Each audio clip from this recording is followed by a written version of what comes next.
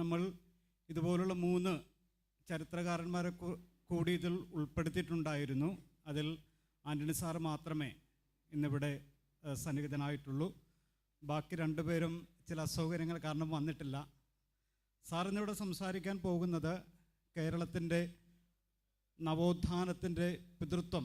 നമുക്കറിയാം, വളരെ സാംസ്കാരിക രംഗത്ത് വളരെ ചർച്ച ചെയ്യപ്പെടുന്ന, കൂലങ്കഷമായിട്ട് ചർച്ച ചെയ്യപ്പെടുന്നൊരു വിഷയമാണ്.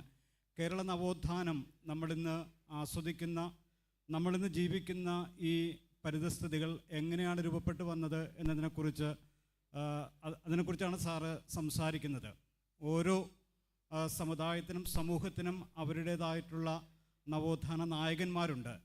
എന്നാൽ അതിൻ്റെ തുടക്കം എവിടെ നിന്നാണ് എന്നതാണ് ചർച്ച ചെയ്യപ്പെടേണ്ട ഒരു വിഷയം. അതിനെക്കുറിച്ചാണ് ഈ സാംസ്കാരിക നായകന്മാർ ചർച്ച ചെയ്തുകൊണ്ടിരിക്കുന്നത്. അതിനെക്കുറിച്ച് സംസാരിക്കാൻ വേണ്ടിയിട്ടാണ് സാർ ഇന്നിവിടെ നമ്മോടൊപ്പമുള്ളത്. ബഹുമാനപ്പെട്ട സാറിനെ എല്ലാ ആദരവോടും കൂടി ഈ വേദിയിലേക്ക് ഒരു വിഷയത്തെക്കുറിച്ച് ചുരുങ്ങിയ സമയം 10 മിനിറ്റാണ് അനുവദിച്ചിരിക്കുന്നത്, സംസാരിക്കാൻ വേണ്ടി ഏറെ ആദരവോടെ ക്ഷണിക്കുന്നു.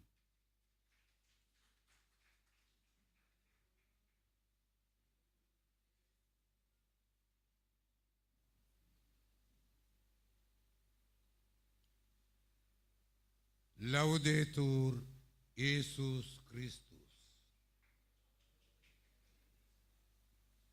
പ്രിയരെ, കേരളത്തിൽ നവോത്ഥാനമുണ്ടായത്രേ. എങ്ങനെ, എവിടെ നിന്ന്? ആ നവോത്ഥാനത്തിന് മുമ്പ് കേരളത്തിൻ്റെ അവസ്ഥ എന്തായിരുന്നു? ഇവിടെ ഉണ്ടായിരുന്ന ക്രിസ്ത്യാനികൾ വസ്ത്രം ധരിക്കുമായിരുന്നു. രാജാക്കന്മാർ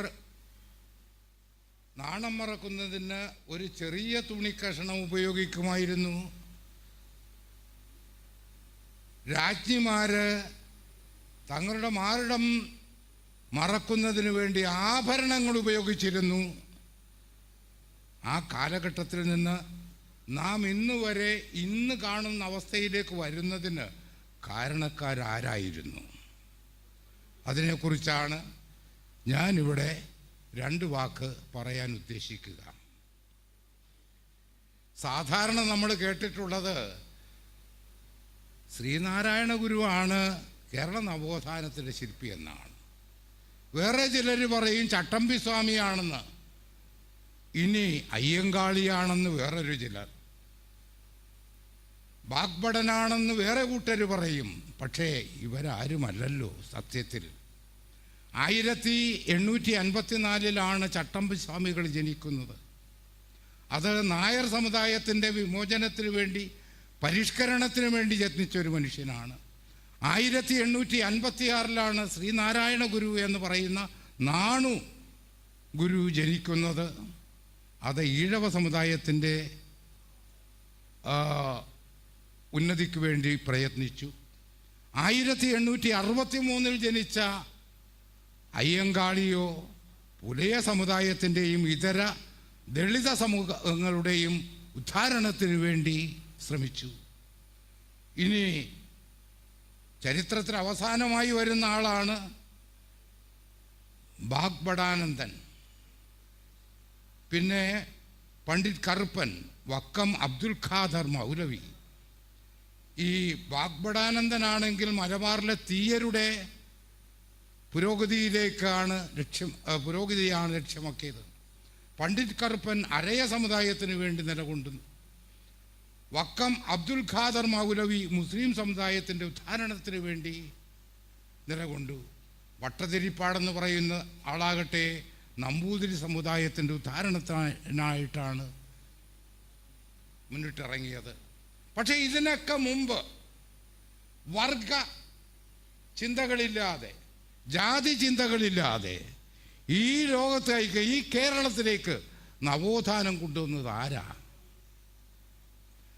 പലപ്പോഴും ഈ ചോദ്യം പല വേദികളിലും ഞാൻ ഉന്നയിക്കാറുണ്ട്. പക്ഷേ ചരിത്രത്തിൽ നിന്ന് വിസ്മരിക്കപ്പെട്ട 2 പേരുകൾ അവിടെ ഞാൻ കണ്ടെത്തുന്നു. എൻ്റെ കേരള ക്രിസ്ത്യാനികളും റോമൻ കത്തോലിക്ക സഭയും ചരിത്ര വഴിയിലെന്ന യൂട്യൂബ് ചാനലിൽ അത് കേരളവാണിയാണ് പബ്ലിഷ് ചെയ്തുകൊണ്ടിരിക്കുന്നത്. അതിലിതെല്ലാം വിശദമായിട്ട് തന്നെ ഞാൻ പറയുന്നുണ്ട്. അത് കൂടാതെ ഈയിടെ തുടങ്ങിയ ഡീകോഡിംഗ് ഹിസ്റ്ററിയിൽ അതെല്ലാം കടന്നു വരികയും ചെയ്യും. അപ്പോൾ നമുക്ക് വിഷയത്തിലേക്ക് കടക്കാം. ആദ്യം ഈ രാജ്യത്ത് കേരളമെന്ന് പറയുന്ന സംസ്ഥാനത്ത്, അന്ന് കേരളമില്ല, കേരളമെന്ന് പറയുന്നത് ഉണ്ടാകുന്നത് 1956 ശേഷമാണെന്ന് നിങ്ങൾക്കെല്ലാവർക്കും അറിയാമല്ലോ. അതിനു മുമ്പുണ്ടായിരുന്നത് മലബാറാണ്. ഈ മലബാറാകട്ടെ തമിഴകത്തിൻ്റെ പ്രവിശ്യയുമായിരുന്നു. അങ്ങോട്ട് കടന്നു വന്ന പലരുമുണ്ട്. 1500കളിൽ കൊച്ചിയിലേക്ക് കടന്നു വരുന്ന അൽബുക്കർക്ക് ഇവിടെ കണ്ട ഒരു കാഴ്ച സതി എന്ന് പറയുന്ന ദുരാചാരമാണ്. 1503 അദ്ദേഹം സതി ഇവിടുത്തെ രാജാവിൻ്റെ അനുവാദത്തോടു കൂടി വിലക്കിയതാണ് ആദ്യത്തെ നവോത്ഥാനം എന്ന് പറയുന്നത്. ഇതിന് രേഖകളുണ്ട്, പക്ഷേ ചരിത്രകാരന്മാർ അത് മറച്ചു വെച്ചു. ആ രേഖകൾ ഞാൻ സൂക്ഷിച്ചിട്ടുണ്ട്, ഞാനതെടുത്ത് പറയുന്നു. അപ്പോൾ സതി എന്ന് പറയുന്ന ദുരാചാരം ആരാണ് ഈ രാജ്യത്ത് ആദ്യമായി നിരോധിച്ചത്? പോർച്ചുഗീസുകാരനായ അൽബുക്കർക്കായിരുന്നു. അതങ്ങനെ കഴിഞ്ഞു. രണ്ടാമത് ഇതിന് കൃത്യമായ ഡേറ്റ് ഉണ്ട് കേട്ടോ. 1503 സെപ്റ്റംബർ 3 അദ്ദേഹം ഈ നിരോധനം ഏർപ്പെടുത്തിയത്. ഇതെവിടെ കാണാം? ഈ ചരിത്രം എവിടെയെങ്കിലും കാണണ്ടേ? ദ ട്രാവൻകൂർ പബ്ലിക്കേഷൻ്റെ BC 30,000 മുതൽ AD 1992 വരെ എന്നുള്ളൊരു പുസ്തകമുണ്ട്. അതിൻ്റെ 534 പേജിൽ ഇത് കാണാം. അത് ഒരൊറ്റ ക്രിസ്ത്യാനിയും അതിൻ്റെ എഡിറ്റോറിയൽ ബോർഡിലില്ല. തകഴി ശിവശങ്കരപ്പിള്ള ഉൾപ്പെടെയുള്ള ആളുകളായിരുന്നു അതിൻ്റെ എഡിറ്റോറിയൽ ബോർഡിൽ ഉണ്ടായിരുന്നവർ. ആ പുസ്തകം ഇന്ന് ലഭ്യമല്ല, പക്ഷേ എൻ്റെ കയ്യിലുണ്ട്, കാരണം എനിക്കത് ആവശ്യമായിരുന്നു. ഇനി രണ്ടാമത്തെ നവോത്ഥാന പ്രസ്ഥാനം ആരംഭിക്കുന്നത് എപ്പോൾ? 1599 ജൂൺ 20 മുതൽ 26 വരെ ഒരു മഹാസംഭവം ഈ കൊച്ചു കേരളത്തിൽ അരങ്ങേറുകയുണ്ടായി. അതിൻ്റെ പേരാണ് ഉദയംപേരൂർ സൂനകദോസ്. ആ സൂനകദോസ് നടക്കുമ്പോൾ ഇവിടത്തെ ക്രിസ്തീയ സഭയുടെ നിലവാരം എന്തായിരുന്നു എന്ന് കൂടി ആലോചിക്കേണ്ടതുണ്ട്. വളരെ വിശദമായി അതിനെക്കുറിച്ചുള്ള ചർച്ചകൾ വരാൻ പോവുകയാണ്. സൂനകദോസിൻ്റെ 425 വാർഷികമാണ് അടുത്ത വർഷം. ആ വർഷത്തിൽ 52 ആഴ്ചകളിലൂടെ ഡീകോഡിംഗ് ഹിസ്റ്ററിയിലൂടെ ഇത് വിശകലനം ചെയ്യുന്നുണ്ട്. പണ്ഡിതന്മാരായ വൈദിക ശ്രേഷ്ഠരും പണ്ഡിതന്മാരായ അൽമായ ശ്രേഷ്ഠരും മറ്റ് ഇതര വിഭാഗങ്ങളിലുള്ള ആളുകളുമൊക്കെ അതിനകത്ത് പങ്കെടുക്കും. അന്നുണ്ടായിരുന്ന സമൂഹം എന്ത് എന്ന് ചോദിച്ചാൽ, അന്ന് ഈ പാതിരിമാരല്ല ഇവിടെ ഉള്ളത്. വേറൊരു പേരിലാണ് വൈദികരെ അറിയപ്പെടുന്നത്. അത് ഞാൻ ആ പദം വിട്ടുപോയി. കത്തനാന്മാർ. ഈ കത്തനാന്മാരാണ്. എന്താണ് കത്തനാന്മാരുടെ യോഗ്യത? അവർ ഒരു കത്തനാരുടെ കീഴിൽ ശിക്ഷണം ലഭിക്കും. അധികവും ബന്ധുക്കളായിരിക്കും. അവിടെ മുറ്റമടിച്ചും വെള്ളം കോരിയും കൃഷിപ്പണി ചെയ്തും ഒക്കെ കുറച്ച് കുട്ടികളുണ്ടാകും. അവരാണ് പിന്നീട് കത്തനാന്മാരായിട്ട് വരുന്നത്. അവർക്ക് എത്ര വേണമെങ്കിലും കെട്ടാം. ഒരു ഭാര്യയല്ല. അക്കാലത്ത് അധികം പുരുഷന്മാരും അധികം സ്ത്രീകളെ വിവാഹം കഴിച്ചിരുന്നവരാണ്. നമ്മുടെ സാമൂഹിക ആചാരം അങ്ങനെ ആയിരുന്നു. ഇനി പണക്കാരുടെ വീട്ടിലെ സ്ത്രീകൾക്ക് കൂടുതൽ പുരുഷന്മാരെ വെച്ചുകൊണ്ടിരിക്കുകയും ചെയ്യാം. അങ്ങനെയുള്ളൊരു കാലഘട്ടത്തിലാണ് സൂനകദോസ് ഇവിടെ നടക്കുന്നത്. സൂനകദോസ് വലിയ വലിയ തീരുമാനങ്ങൾ എടുത്തു. വൈദികർ പൗരോഹിത്യം ആർജിക്കുന്നവൻ, അതായത് പുരോഹിതൻ ബ്രഹ്മചര്യം അനുഷ്ഠിക്കണമെന്ന് പറഞ്ഞു. അതിലെ വിരോധികളായ ചിലരൊക്കെ അവിടെ നിന്ന് ഇറങ്ങിപ്പോയി. അതുപോലെ ഒരുപാട് കാര്യങ്ങൾ ആ സൂനകദോസിൽ കൈക്കൊണ്ടു. സ്ത്രീക്ക് മോചനത്തിൻ്റെ പാത തെളിച്ചു കൊടുത്തത് ഈ സൂനകദോസാണ്. അതുവരെ സ്ത്രീകൾക്ക് കുടുംബസ്വത്തിൽ അവകാശമുണ്ടായിരുന്നില്ല. ഒരു സ്ത്രീക്ക്, ഒരു പുത്രിക്ക് പിതൃസ്വത്തിൽ അർഹതയുണ്ട് എന്ന് പറഞ്ഞത് ആ സൂനകദോസായിരുന്നു. അങ്ങനെ 270ഓളം കാനോനകളിലൂടെ ഈ സമൂഹത്തെ ഉദ്ധരിക്കുവാൻ ശ്രമിച്ചു ആ സൂനകദോസ്. ആ സൂനകദോസ് ആരാണ് വിളിച്ചു ചേർത്തത്?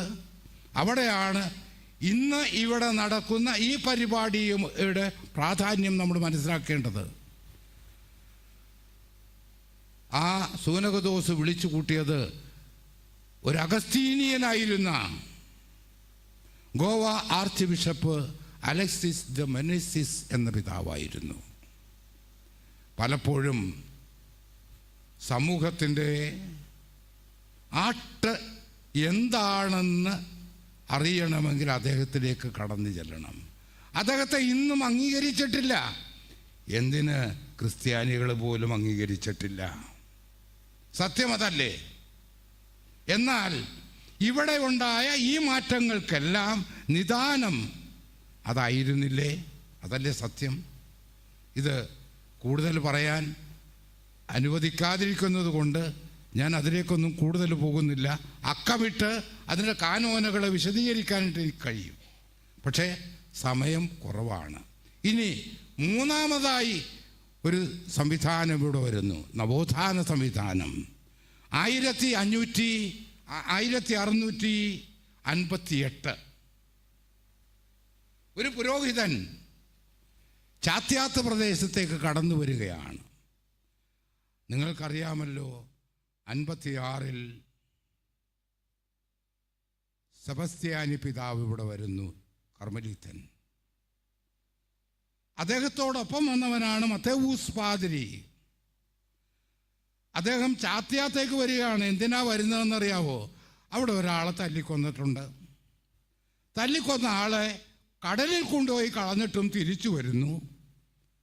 നാട്ടുകാരാകെ ഭയചകിതരാണ്.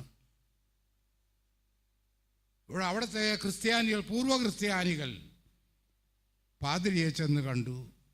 അപ്പോൾ പാതിരിയുടെ അവസ്ഥ എന്താണെന്നോ? സെബസ്ത്യാനി ഇവിടുന്ന് റോമിലേക്ക് പോയിരിക്കുകയാണ്. സെബസ്ത്യാനിക്കുള്ള അധികാരങ്ങൾ മുഴുവനും മത്തേവൂസ് പാതിരിയിൽ ഏൽപ്പിച്ചിട്ടാണ് അദ്ദേഹം പോയിരിക്കുന്നത്.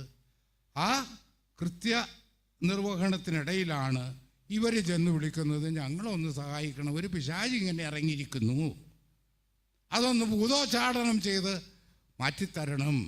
അങ്ങനെ അദ്ദേഹം വരുന്നു. അദ്ദേഹം വന്നിട്ട് അവിടെ ഉണ്ടായിരുന്ന ആല, ചാത്തയുടെ ആത്ത് തല്ലിപ്പൊളിച്ച് കളയുന്നു. മനുഷ്യൻ്റെ നരബലിക്ക് ഉപയോഗിച്ചിരുന്ന കല്ല് എടുത്തെറിഞ്ഞു കളയുന്നു. അവിടെ ഉണ്ടായിരുന്ന ആല് വെട്ടി നശിപ്പിക്കുന്നു. അങ്ങനെ നരബലിക്കെതിരെ ശക്തമായ ചാട്ടവാറുമായി ഇറങ്ങിയ ഒരു മനുഷ്യൻ. ഇനി നിങ്ങൾ പറയണം, ആരാണ് ഇവിടുത്തെ നവോത്ഥാനത്തിൻ്റെ ആളുകൾ? നാരായണനാണോ? ആരായിരുന്നു? ഈ 3 പേരെ കഴിഞ്ഞതിന് ശേഷം മാത്രമേ കേരള നവോത്ഥാനം എന്ത് എന്ന് പറയാൻ പറ്റൂ. പക്ഷേ എന്തുകൊണ്ട് ഇവരെ അംഗീകരിക്കപ്പെട്ടില്ല? അത് ഞാനും നിങ്ങളും അടങ്ങുന്ന സമൂഹം അതിന് കുറ്റക്കാരാണ്. കാരണം ചരിത്രം ശരിയായി തിരഞ്ഞ് ജനങ്ങളിലേക്ക് എത്തിക്കുന്നതിൽ നമ്മുടെ സഭ പൂർണ്ണമായും പരാജയപ്പെട്ടിരുന്നു. പിതാക്കന്മാരായാലും കൊള്ളാം, അച്ഛന്മാരായാലും കൊള്ളാം, കന്യാസ്ത്രീ ആയാലും കൊള്ളാം, അൽമായനായാലും കൊള്ളാം, എല്ലാവരും കണക്കായി.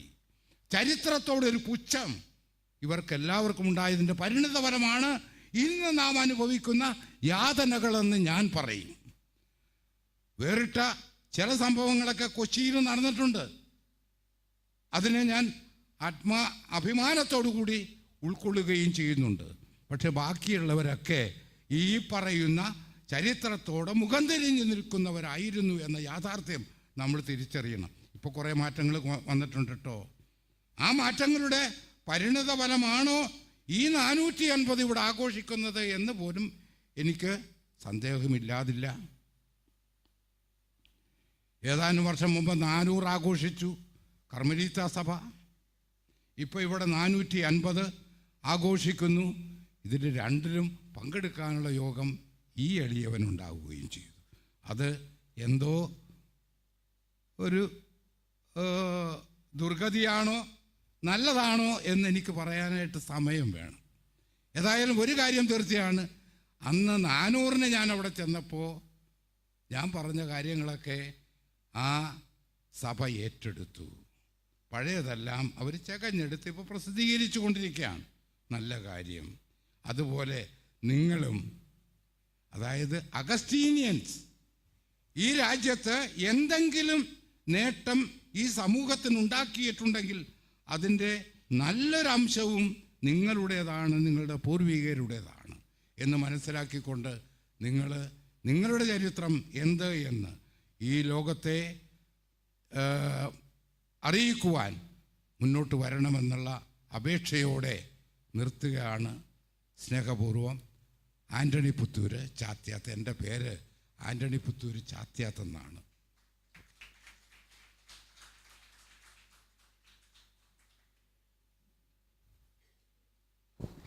Thank you very much sir. Antony ചേട്ടൻ വളരെ ഒരുപാട് അറിവുള്ള ആളാണ്. അദ്ദേഹം നമ്മുടെ സെഷൻ്റെ ഭാഗമല്ല, അദ്ദേഹം നമ്മുടെ ഒരു മോഡറേറ്ററായിട്ട്, നമ്മുടെ ഒരു സജീവ സാന്നിധ്യമായിട്ട് ഇരിക്കുന്ന ഒരാളാണ്. ഇങ്ങനെപ്പോലുള്ള വ്യക്തികളെ കേൾക്കുവാനും ഒരുപാട് കാര്യങ്ങളൊക്കെ അറിയുവാനും ആഗ്രഹമുണ്ട്. അതിനുള്ള അവസരങ്ങൾ ഇനിയും ഈ ജൂബിലി വർഷം നമുക്കുണ്ടായിരിക്കട്ടെ. We are going back to the scheduled programme. നമുക്ക് അടുത്തതെന്ന് വെച്ചിട്ടുണ്ടെങ്കിൽ അഗസ്റ്റീനിയൻ സന്യാസഭയും ഭാരതത്തിലെ പ്രേക്ഷിത പ്രവർത്തനങ്ങളെ ഒരു അവലോകനം എന്ന വിഷയത്തെക്കുറിച്ച് നമ്മളോട് സംസാരിക്കാൻ വേണ്ടി പോകുന്നത് ബഹുമാനപ്പെട്ട ഫാദർ പയസ് ആറാട്ടുകുളമാണ്. അദ്ദേഹത്തിനെ ഇൻട്രൊഡ്യൂസ് ചെയ്യുന്നതിന് വേണ്ടി പ്രത്യേകമായിട്ട് ആൻ്റണി ഗ്രിഗറി സാറിനെ മോഡറേറ്റായിട്ട് വിളിക്കുകയാണ്. ആൻ്റണി ഗ്രിഗറി സാറിനെ കുറിച്ച് 1-2 കാര്യങ്ങൾ പറഞ്ഞോട്ടെ. അദ്ദേഹം അച്ഛനെക്കുറിച്ച് പറയും. അതിനു മുമ്പ് ആൻ്റണി ഗ്രിഗറി സാറിനെ കുറിച്ച് പറഞ്ഞോട്ടെ. അദ്ദേഹം നമ്മുടെ ഇടവക അംഗമാണ്. അദ്ദേഹം കുസാറ്റിൽ MBA പ്രൊഫസറായിരുന്നു, ഫാക്കൽറ്റിയിൽ വർക്ക് ചെയ്തുകൊണ്ടിരുന്ന ആളായിരുന്നു. ഒരു സോഷ്യോളജിസ്റ്റാണ്, സോഷ്യൽ വർക്കിലാണ്. അതുപോലെ തന്നെ ഒരുപാട് സാമൂഹിക പ്രശ്നങ്ങളെക്കുറിച്ച് അറിയുകയും പഠിക്കുകയും ചെയ്യുന്ന ഒരാളാണ്. അദ്ദേഹമാണ് ഈ സെഷൻ നമുക്ക് വേണ്ടി മോഡറേറ്റ് ചെയ്യുന്നത്. അച്ഛനെയും അതുപോലെ തന്നെ ആൻ്റണി ഗ്രിഗറി സാറിനെയും വേദിയിലേക്ക് ക്ഷണിച്ചുകൊള്ളുന്നു. Please put your hands together for both of them. Thank U.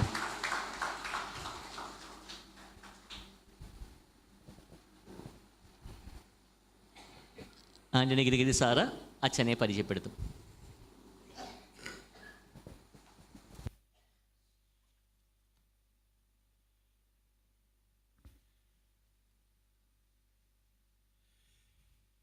വേദിയിലിരിക്കുന്ന വന്യ വൈദികരെ, ബഹുമാനപ്പെട്ട സിസ്റ്റേഴ്സ്,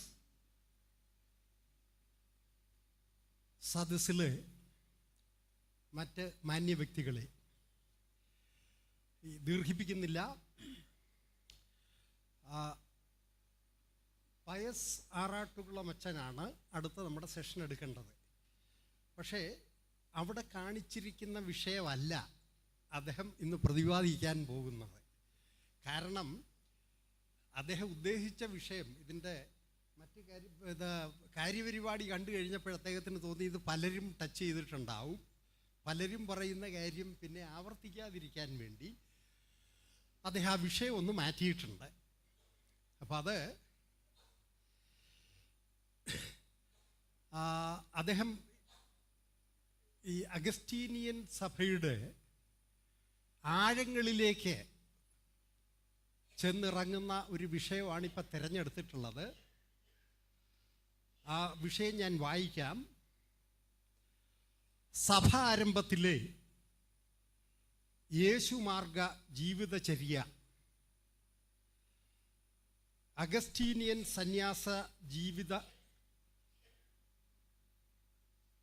രൂപീകരണത്തിൻ്റെ പ്രഭവകേന്ദ്രം. അപ്പോൾ ഞാൻ പറഞ്ഞത് ശരിയായി എന്ന് തോന്നുന്നു.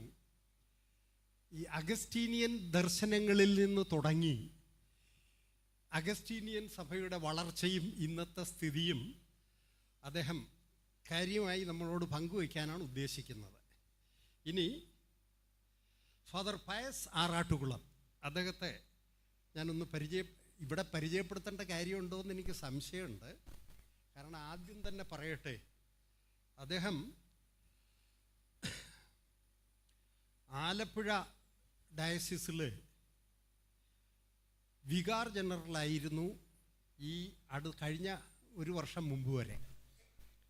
ഏതാണ്ട് 10 വർഷക്കാലം ആലപ്പുഴ ഡയസിസിൻ്റെ വികാർ ജനറലായിരുന്നു. അതിനു മുമ്പ് അദ്ദേഹം എന്തായിരുന്നു എന്നുകൂടി ഞാനൊന്ന് പറയാം.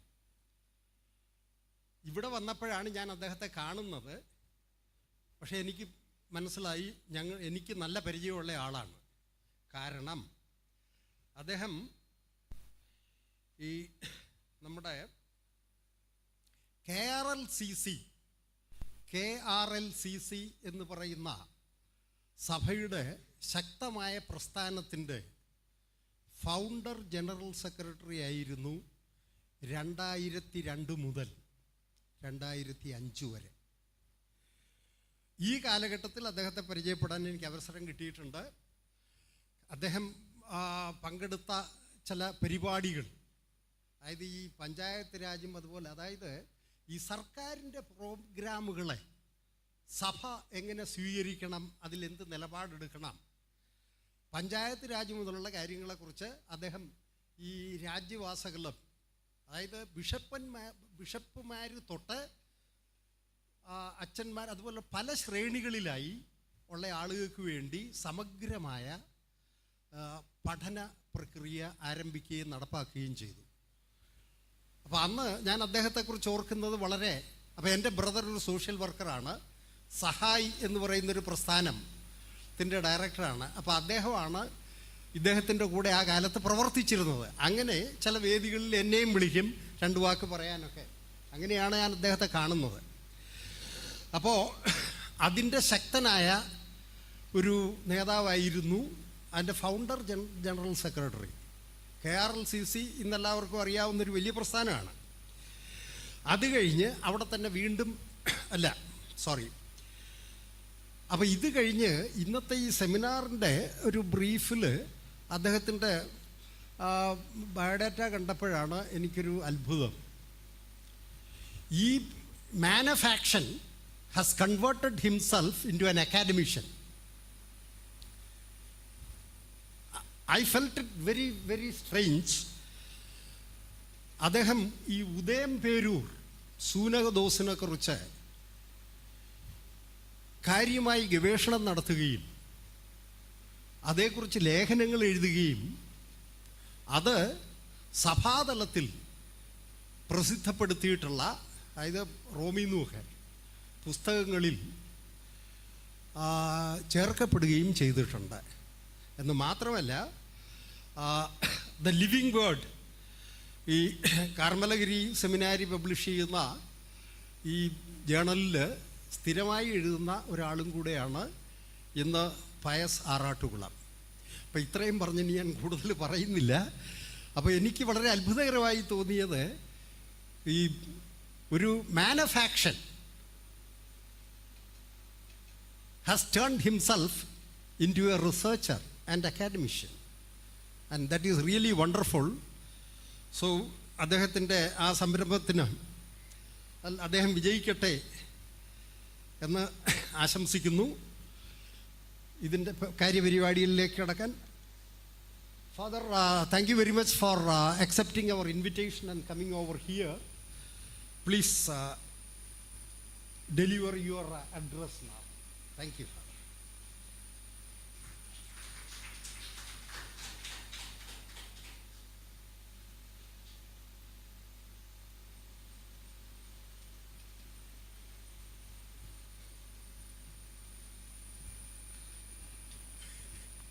Thank you Antony sir. ഇവിടെ സന്നിഹിതരായിരിക്കുന്ന സന്യാസ സഭ ശ്രേഷ്ഠരെ, സിസ്റ്റേഴ്സ്, ബ്രദേഴ്സ്, മറ്റു ആത്മായ സഹോദരരെ, ഇവിടെ നേരത്തെ സൂചിപ്പിച്ചതുപോലെ ഞാൻ നേരത്തെ എടുത്തിരുന്ന വിഷയം ഞാൻ നോക്കിയപ്പോൾ ബ്രോഷർ എനിക്ക് 2 ആഴ്ച മുൻപ് കിട്ടിയിരുന്നു. അപ്പോൾ അത് നോക്കിയപ്പോൾ ഇതെല്ലാം തന്നെ ഞാൻ അവതരിപ്പിക്കാൻ ഉദ്ദേശിക്കുന്ന വിഷയം തന്നെ പലരും കൈകാര്യം ചെയ്യുന്നത് കൊണ്ട് അതിനുശേഷം ഇത് അവതരിപ്പിക്കുമ്പോൾ അതിനൊരു റെപ്പറ്റീഷൻ ഉണ്ടാകുമല്ലോ എന്നൊരു ഭയം എനിക്കുണ്ടായിരുന്നു. അതുകൊണ്ട് ഞാൻ അത് കുറേ വ്യത്യാസപ്പെടുത്തി അവതരിപ്പിക്കാനാണ് ഞാനിപ്പോൾ ശ്രമിക്കുന്നത്. എൻ്റെ വിഷയം ഇതാണ്: ഭാരതത്തിലെ സഭാരംഭത്തിലെ യേശുമാർഗ ജീവിതചര്യ, അഗസ്റ്റീനിയൻ സന്യാസ ജീവിതാരൂപിയുടെ പ്രഭവ കേന്ദ്രം. ഞാൻ ഇതിനകത്ത് വിശദീകരിച്ച് പറയുന്നുണ്ട്, ഞാൻ കൂടുതൽ പറയുന്നില്ല. ലോക ശ്രദ്ധ നേടിയ മതങ്ങളുടെ തറവാടാണ് ഭാരതം. അതിഥി ദേവോ ഭവ എന്ന മന്ത്രം ഉരുവിട്ട് വളർന്ന ഭാരതീയർ ക്രിസ്തുവിന് മുമ്പ് മുതൽ വിദേശ മതങ്ങളെ സ്വാഗതം ചെയ്തു പോന്നു. വസുന്ധൈവ കുടുംബകം, ലോകം ഒരു കുടുംബമാണ് എന്ന മഹോപനിഷത്ത് സൂക്തമനുസരിച്ച് ലോകജനതയുമായി അതിപുരാതന കാലം മുതൽ ഭാരതം ബന്ധുത്വം പുലർത്തിയിരുന്നു. ക്രിസ്തുവിന് മുമ്പ് യഹൂദരെയും സൊറാസ്ട്രിയൻ മതവിശ്വാസികളായ പാർസികളെയും തുടർന്ന് നസ്രായരെയും ഒടുവിൽ 7-ാം നൂറ്റാണ്ടിൽ മുഹമ്മദീയരെയും ഭാരതം സ്വീകരിച്ചു, ചേർത്തു നിർത്തിപ്പോന്നു. അങ്ങനെ വിശ്വബന്ധുത്വത്തിൻ്റെ തറവാടായാണ് ഭാരതം വളർന്നത്.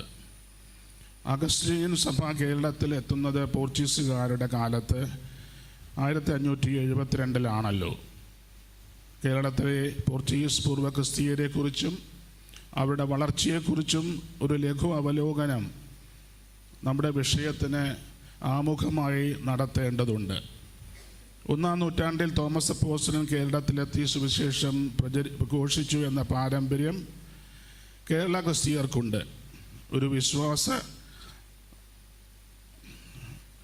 വിശ്വാസം എന്നതിൽ കവിഞ്ഞ് ചരിത്രപരമായ പിൻബലം ലഭിക്കാത്ത ഒരു വിശ്വാസ പാരമ്പര്യമാണത്. 1 മുതൽ 4 വരെയുള്ള ആദ്യ നൂറ്റാണ്ടുകളിൽ ഇന്നത്തെ കേരളം ഉൾപ്പെടുന്ന പ്രദേശത്തെക്കുറിച്ച് പ്രതിപാദിക്കുന്ന സംഘകാല കൃതികളിൽ ക്രിസ്തുമതത്തെക്കുറിച്ച് ഒന്നും പറയുന്നില്ല. അന്നത്തെ കേരളത്തിൽ ബുദ്ധ ജൈന മതങ്ങളും ദ്രാവിഡ മതങ്ങളുമാണ് ഇവിടെ ഉണ്ടായിരുന്നത്.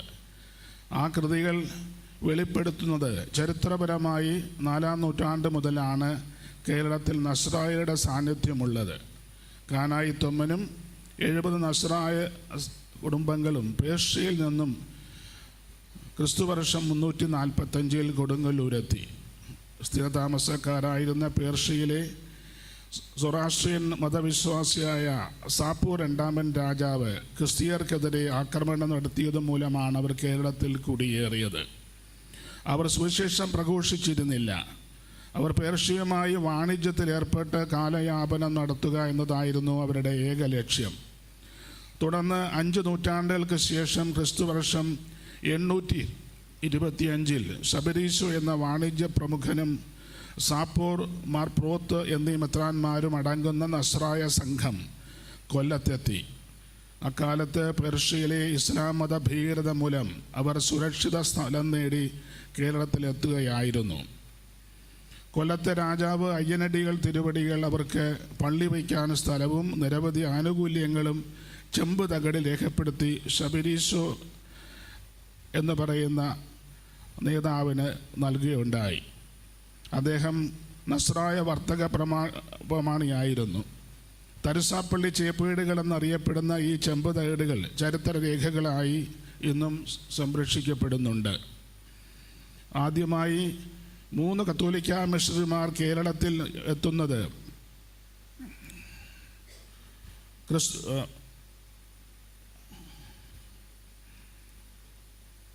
5 നൂറ്റാണ്ടുകൾക്ക് ശേഷം 11-ാം നൂറ്റാണ്ടിൻ്റെ അവസാനവും 14-ാം നൂറ്റാണ്ടിൻ്റെ ആദ്യ പാതിയിലുമാണ്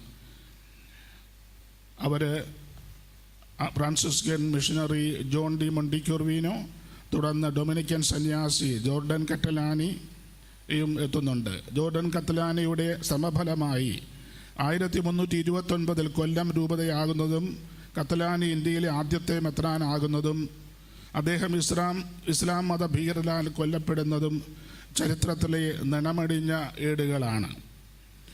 മൂന്നാമതായി ഫ്രാൻസിസ്കൻ സന്യാസി ജോൺ മരിഞ്ഞോലി പാപ്പായുടെ ചൈനയിലെ പ്രതിനിധിയായി മൂന്നാമതായി അവിടെ എത്തുന്നുണ്ട്. അവിടേക്ക് പോകുന്ന വഴി, ചൈനയിലേക്ക് പോകുന്ന വഴിക്കാണ് അദ്ദേഹം ഈ കൊല്ലത്ത് തങ്ങിയത്. പിന്നീട് ഒരു സഹസ്രാബ്ദം കഴിഞ്ഞ് 16-ാം നൂറ്റാണ്ടിൽ AD 1500 മുതൽ 1663 വരെ 161 വർഷം പോർച്ചുഗീസ് യുഗത്തിലായതോടെ വിവിധ സന്യാസ സഭകൾ കേരളത്തിലെത്തുകയും ക്രിസ്തുമാർഗം കേരളത്തിൽ വ്യാപകമായി പ്രഘോഷിക്കപ്പെടുകയും കത്തോലിക്ക സഭ കേരളത്തിൽ വളർന്ന് വ്യാപിക്കുകയും ചെയ്തു. അഗസ്റ്റിനിയൻ സഭ കേരളത്തിൽ പോർച്ചുഗീസുകാർ ഇവിടെ ചൂടുറപ്പിച്ചു കഴിഞ്ഞ് 1572 ഇന്ത്യയിലെ ആദ്യത്തെ അഗസ്തീനിയൻ സന്യാസ സഭ ഭവനം കൊച്ചിയിൽ സ്ഥാപിതമാകുന്നത്. അതിനെ തുടർന്ന് അഗസ്തീനിയൻ ഏതാനും സന്യാസ വൈദികരെ കൊച്ചിയിലേക്ക് അയക്കുകയും അവർക്കായി മട്ടാഞ്ചേരിയിൽ കൊച്ചി രൂപത സൗകര്യം ഒരുക്കി നൽകുകയും ചെയ്തു. 1580 പരിശുദ്ധ കന്യാമറിയമ്മിന് സമർപ്പിച്ചിട്ടുള്ള ഒരു കപ്പേള അവരെ ഏൽപ്പിച്ചു. താമസിയാതെ അവിടെ ഒരു ദേവാലയവും അഗസ്തീനിയൻ സന്യാസാശ്രമവും നിർമ്മിക്കുകയുമുണ്ടായി. പോർച്ചുഗീസുകാരുടെ സംരക്ഷണത്തിൽ അഗസ്തീൻ സഭ ഇന്ത്യയിൽ വളർച്ച നേടി. ചരിത്രപ്രസിദ്ധമായ ഉദയംപൂർ സുനകദോസ് 1599 സംഘടിപ്പിച്ചത് അന്ന് ഗോവയിലെ മെത്രാപ്പൊലീത്തയും പോർച്ചുഗീസ് വൈസ്രോയിയും അഗസ്റ്റിനിയൻ സഭാംഗവുമായിരുന്ന അലക്സിസ് മെനസിസ് ആയിരുന്നു. ഇന്ത്യയിൽ വ്യാപകമായി സ്ഥാപിതമായിട്ടുള്ള അഗസ്റ്റിനിയൻ സന്യാസഭ പ്രവർത്തനം ആരംഭിച്ചതിൻ്റെ 450-ാം വാർഷിക ആചരണത്തിലാണ് 2023 വർഷത്തിൽ നമ്മളിപ്പോൾ.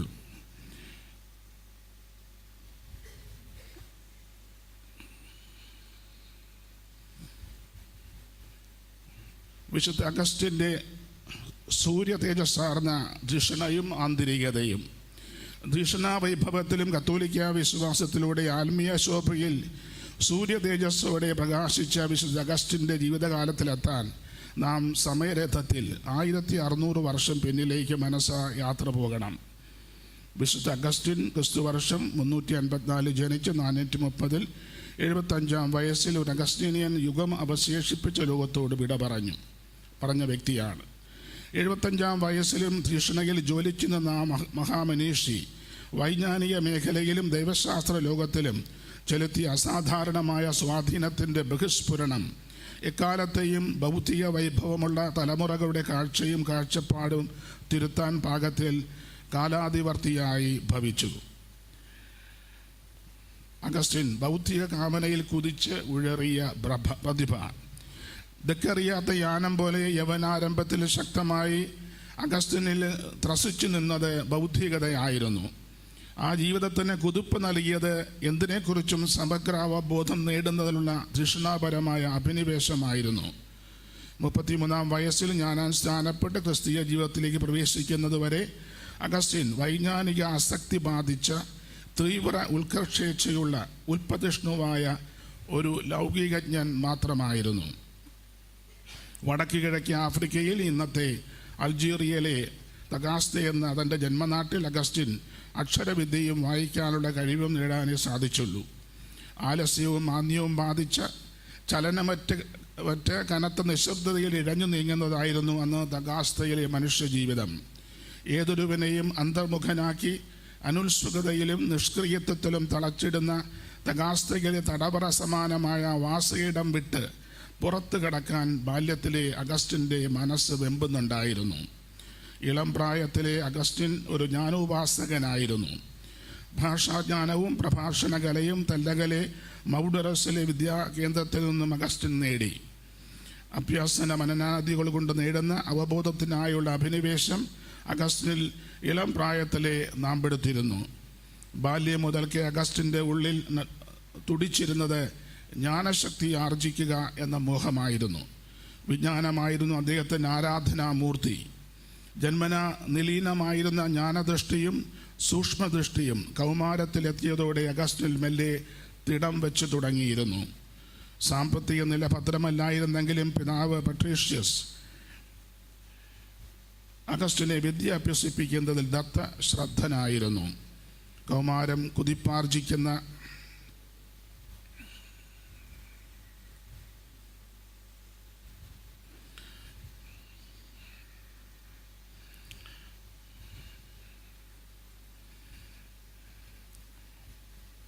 ബാല്യം മുതൽക്ക് അഗസ്റ്റിൻ്റെ ഉള്ളിൽ തുടിച്ചിരുന്ന ജ്ഞാനശക്തി ആർജിക്കുക എന്ന മോഹമായിരുന്നു. വിജ്ഞാനമായിരുന്നു തൻ്റെ ആരാധനാമൂർത്തി. ജന്മന നിലീനമായിരുന്ന ജ്ഞാനദൃഷ്ടിയും സൂക്ഷ്മദൃഷ്ടിയും കൗമാരത്തിലെത്തിയതോടെ അഗസ്റ്റിൻ മെല്ലെ തിടം വെച്ച് തുടങ്ങിയിരുന്നു. സാമ്പത്തിക നില ഭദ്രമല്ലായിരുന്നെങ്കിലും പിതാവ് പട്രീഷ്യസ് അഗസ്റ്റിനെ വിദ്യ അഭ്യസിപ്പിക്കുന്നതിൽ ദത്ത ശ്രദ്ധനായിരുന്നു. കൗമാരം കുതിപ്പാർജിക്കുന്ന 17-ാം വയസ്സിൽ പ്രഭാഷണ സംവാദ കലയിൽ പഠനത്തിനായി 371 അഗസ്റ്റിൻ കാർത്തേജിലെത്തി. റോമാ സാമ്രാജ്യത്തിൻ്റെ ആഫ്രിക്കയിലെ തലസ്ഥാനമായിരുന്നു അന്ന് കാർത്തേജ്. റോമാ സാമ്രാജ്യത്തിൻ്റെ ആഫ്രിക്കൻ ഭൂഖണ്ഡത്തിലെ തലസ്ഥാനമെന്ന കാർത്തേജ് അന്ന് ഉത്തരാഫ്രിക്കൻ ജനതയുടെ സ്വപ്നഭൂമിയായിരുന്നു.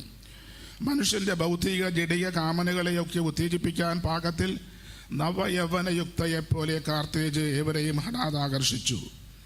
ഏറെ നാളായി അഗസ്റ്റിൻ്റെ മനസ്സും ഹൃദയവും കാർത്തേജിനെ സ്വപ്നം കണ്ട് ചിറകാർന്നുയർന്നു നിന്നിരുന്നു. ഒടുവിൽ ഉപരിപഠനത്തിനായി അഗസ്റ്റിൻ 371 17-ാം വയസ്സിൽ കാർത്തേജിലെത്തി. തലേ വർഷം അഗസ്റ്റിൻ തന്നോടൊപ്പം ഒരു പെൺകുട്ടിയെ കൂട്ടിയിരുന്നു. കാർത്തേജിൽ പ്രഭാഷണ രചന പ്രാവീണ്യം പഠിപ്പിക്കുന്ന അധ്യാപകനായി അദ്ദേഹം പ്രവർത്തിച്ചു പോന്നു. മനിക്കേയം എന്ന പാഷണ്ഡ മതം സ്വീകരിക്കുകയും 9 വർഷം അതിൽ തുടരുകയും ചെയ്തു. അഗസ്റ്റിന് 20-ാം വയസ്സിൽ ഒരു പ്രഭാഷണ കലയ്ക്കായി കാർത്തേജിൽ ഒരു സ്ഥാപനം തുടങ്ങി. 9 വർഷം പ്രവർത്തിച്ചു. 11 വർഷം നീണ്ട കാർത്തേജിലെ ജീവിതം അഗസ്റ്റിൽ ചെലുത്തിയ സ്വാധീനങ്ങൾ നിരവധിയാണ്. ജ്യോത്സ്യത്തിലുള്ള വിശ്വാസം, ജഡീയ മോഹങ്ങളിൽ മുഴുകുവാനുള്ള അവസരങ്ങൾ, മനിക്കേയിസം എന്ന പാഷണ്ഡതയിൽ അഭിരമിക്കാനിടയായത്, നവപ്ലറ്റോണിസമുമായുള്ള ബന്ധം, സിസറയെ പോലെയുള്ള ലാറ്റിൻ പണ്ഡിതരുടെ ഭാഷാപരവും ചിന്താപരവും വിശകലപരവുമായ വൈഭവം മറ്റും മനസ്സിലാക്കാൻ സാധിച്ചത് എന്നിങ്ങനെ ദൈക്ഷണീയമായ തലത്തിലുള്ള സംസർഗവും ഇടപെടലും വിസ്മയാപഹമാം വിധം അഗസ്റ്റിന് ലഭിക്കുകയുണ്ടായി. കാർത്തേജിലെ ജീവിതത്തെക്കുറിച്ച് അഗസ്റ്റിൻ തൻ്റെ ആത്മകഥ 3-ാം ഭാഗത്തിൽ പറയുന്നത് ഇങ്ങനെയാണ്: ലജ്ജാകരമായ ജഡിക മോഹങ്ങൾ സീൽക്കാരഘോഷത്തോടെ എവിടെയും തിളച്ചുമറിഞ്ഞിരുന്നു കാർത്തേജിൽ. അവിടെ ഞാൻ ചെന്നെത്തി. സ്നേഹം എൻ്റെ ഉള്ളിൽ ഇനിയും ഉദിച്ചിട്ടില്ലായിരുന്നു. എങ്കിലും സ്നേഹത്തോട് എനിക്ക് സ്നേഹം തോന്നി. ഏതോ ഒന്നിൻ്റെ അഭാവം എൻ്റെ അന്തരാത്മാവിൽ ഉത്കടമാം വിധം അനുഭവപ്പെട്ടിരുന്നെങ്കിലും അതിനെ ഫലവത്തായി ആഗ്രഹിക്കുവാൻ എനിക്ക് കഴിഞ്ഞില്ല. തന്നിമിത്തം എനിക്ക് എന്നോട് തന്നെ വെറുപ്പ് തോന്നി. അസൂയപ്പെടത്തക്ക സ്നേഹയോഗ്യമായ എന്തെങ്കിലും കണ്ടെത്തണമെന്ന ചിന്തയോടെ ഞാൻ തിരച്ചിൽ തുടങ്ങി. സ്നേഹത്തിനായി അത്രയധികം ഞാൻ ദാഹിച്ചിരുന്നു. സുരക്ഷിതത്വത്തെ ഞാൻ വെറുത്തുപേക്ഷിച്ചു. സ്വീകരിക്കുന്ന മാർഗം വഞ്ചനയില്ലാത്തതാണോ എന്ന് ആലോചിക്കാനും ഞാൻ മെനക്കെട്ടില്ല.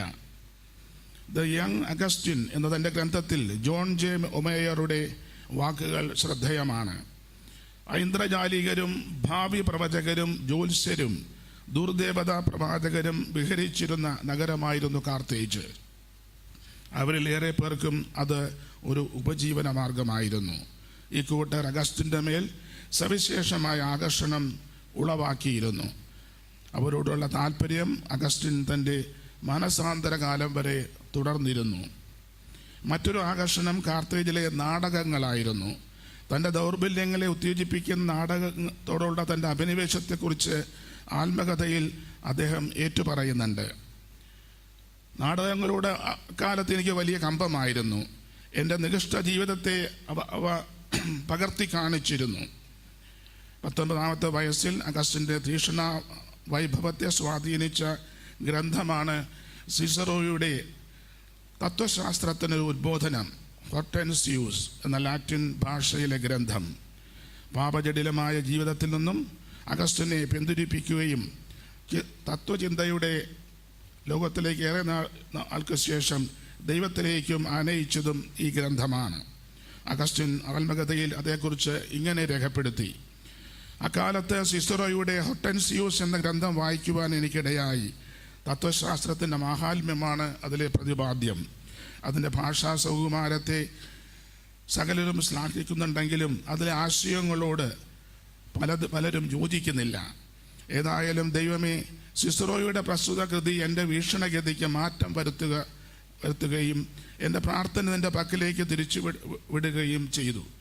ജീവിതത്തിൽ മറ്റു ലക്ഷ്യങ്ങളും അഭിനിവേശങ്ങളും എനിക്കുണ്ടാകുവാൻ ആ ഗ്രന്ഥം സഹായകമായി. അത് വായിച്ചു കഴിഞ്ഞതോടെ ലൗകിക മോഹങ്ങളുടെ അർത്ഥശൂന്യത എനിക്ക് ബോധ്യപ്പെട്ടു. അനശ്വരജ്ഞാനത്തിന് വേണ്ടിയുള്ള അടങ്ങാത്ത ഒരു ദാഹം അവിശ്വസനീയമായ മട്ടിൽ എനിക്ക് ലഭിച്ചിരുന്നു. നിന്റെ പക്കലേക്ക് തിരിയുവാനുള്ള ആഗ്രഹത്തിൻ്റെ ആധിക്യം നിമിത്തം ഞാൻ എഴുന്നേൽക്കുവാൻ ശ്രമിച്ചു തുടങ്ങി. സിസറോയുടെ കൃതിയിൽ നിന്നും ലഭിച്ച പ്രചോദനം അഗസ്റ്റിൻ്റെ മനസ്സിനെ കൊണ്ടെത്തിച്ചത് 3 സമീപനങ്ങളിലാണ്. 1, സത്യത്തിനായുള്ള അദമ്യമായ ആഗ്രഹം. 2, ക്രിസ്തുനാമത്തോടുള്ള സ്നേഹം. വിശുദ്ധ ഗ്രന്ഥത്തോടുള്ള അസംതൃപ്തി.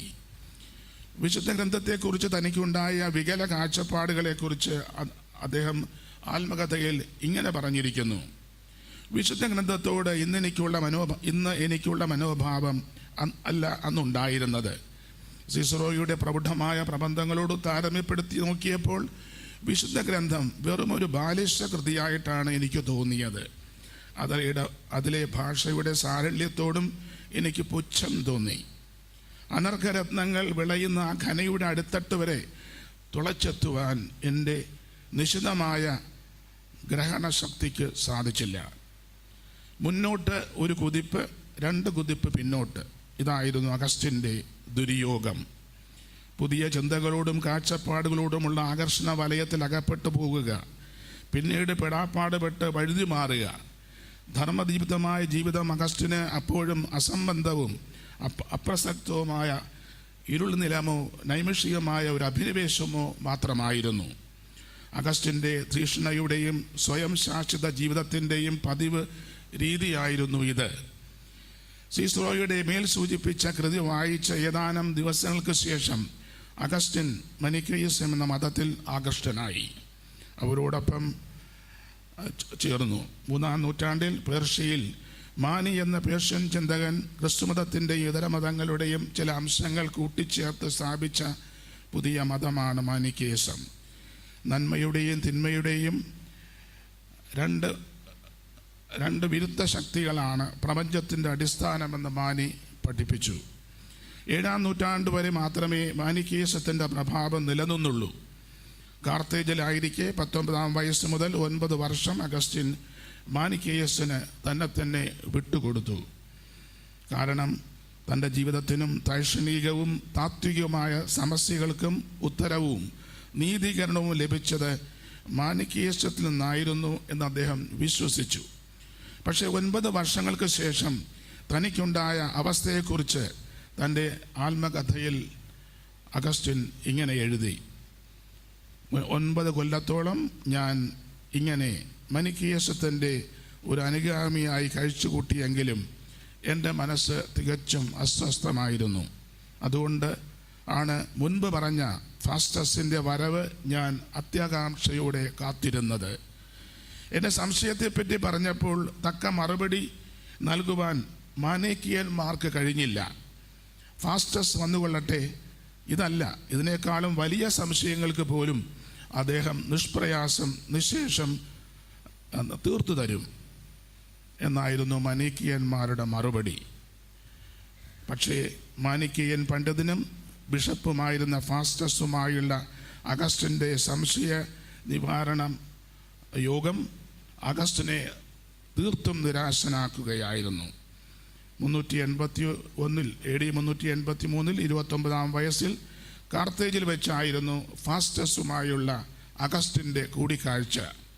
അതേക്കുറിച്ച് അഗസ്റ്റിൻ ആത്മകഥയിൽ ഇങ്ങനെ രേഖപ്പെടുത്തുന്നു: ഫാസ്റ്റസ് ഏതാനും വിഷയങ്ങളിൽ നിഷ്ണാതനാണെന്ന് കരുതിയോ, അവയിൽ ഏതെല്ലാം വിഷയങ്ങൾ നിഷ്ണാതനാണെന്ന് കരുതിയോ അവയിലെല്ലാം അദ്ദേഹം തീരെ അജ്ഞനാണെന്ന് തെളിഞ്ഞു. അതോടെ എനിക്ക് നിരാശയായി. ക്ഷമിക്കണം, ഞാൻ ടെക്സ്റ്റ് എടുക്കുക, അതിൽ നോക്കുന്നു പാടാൻ.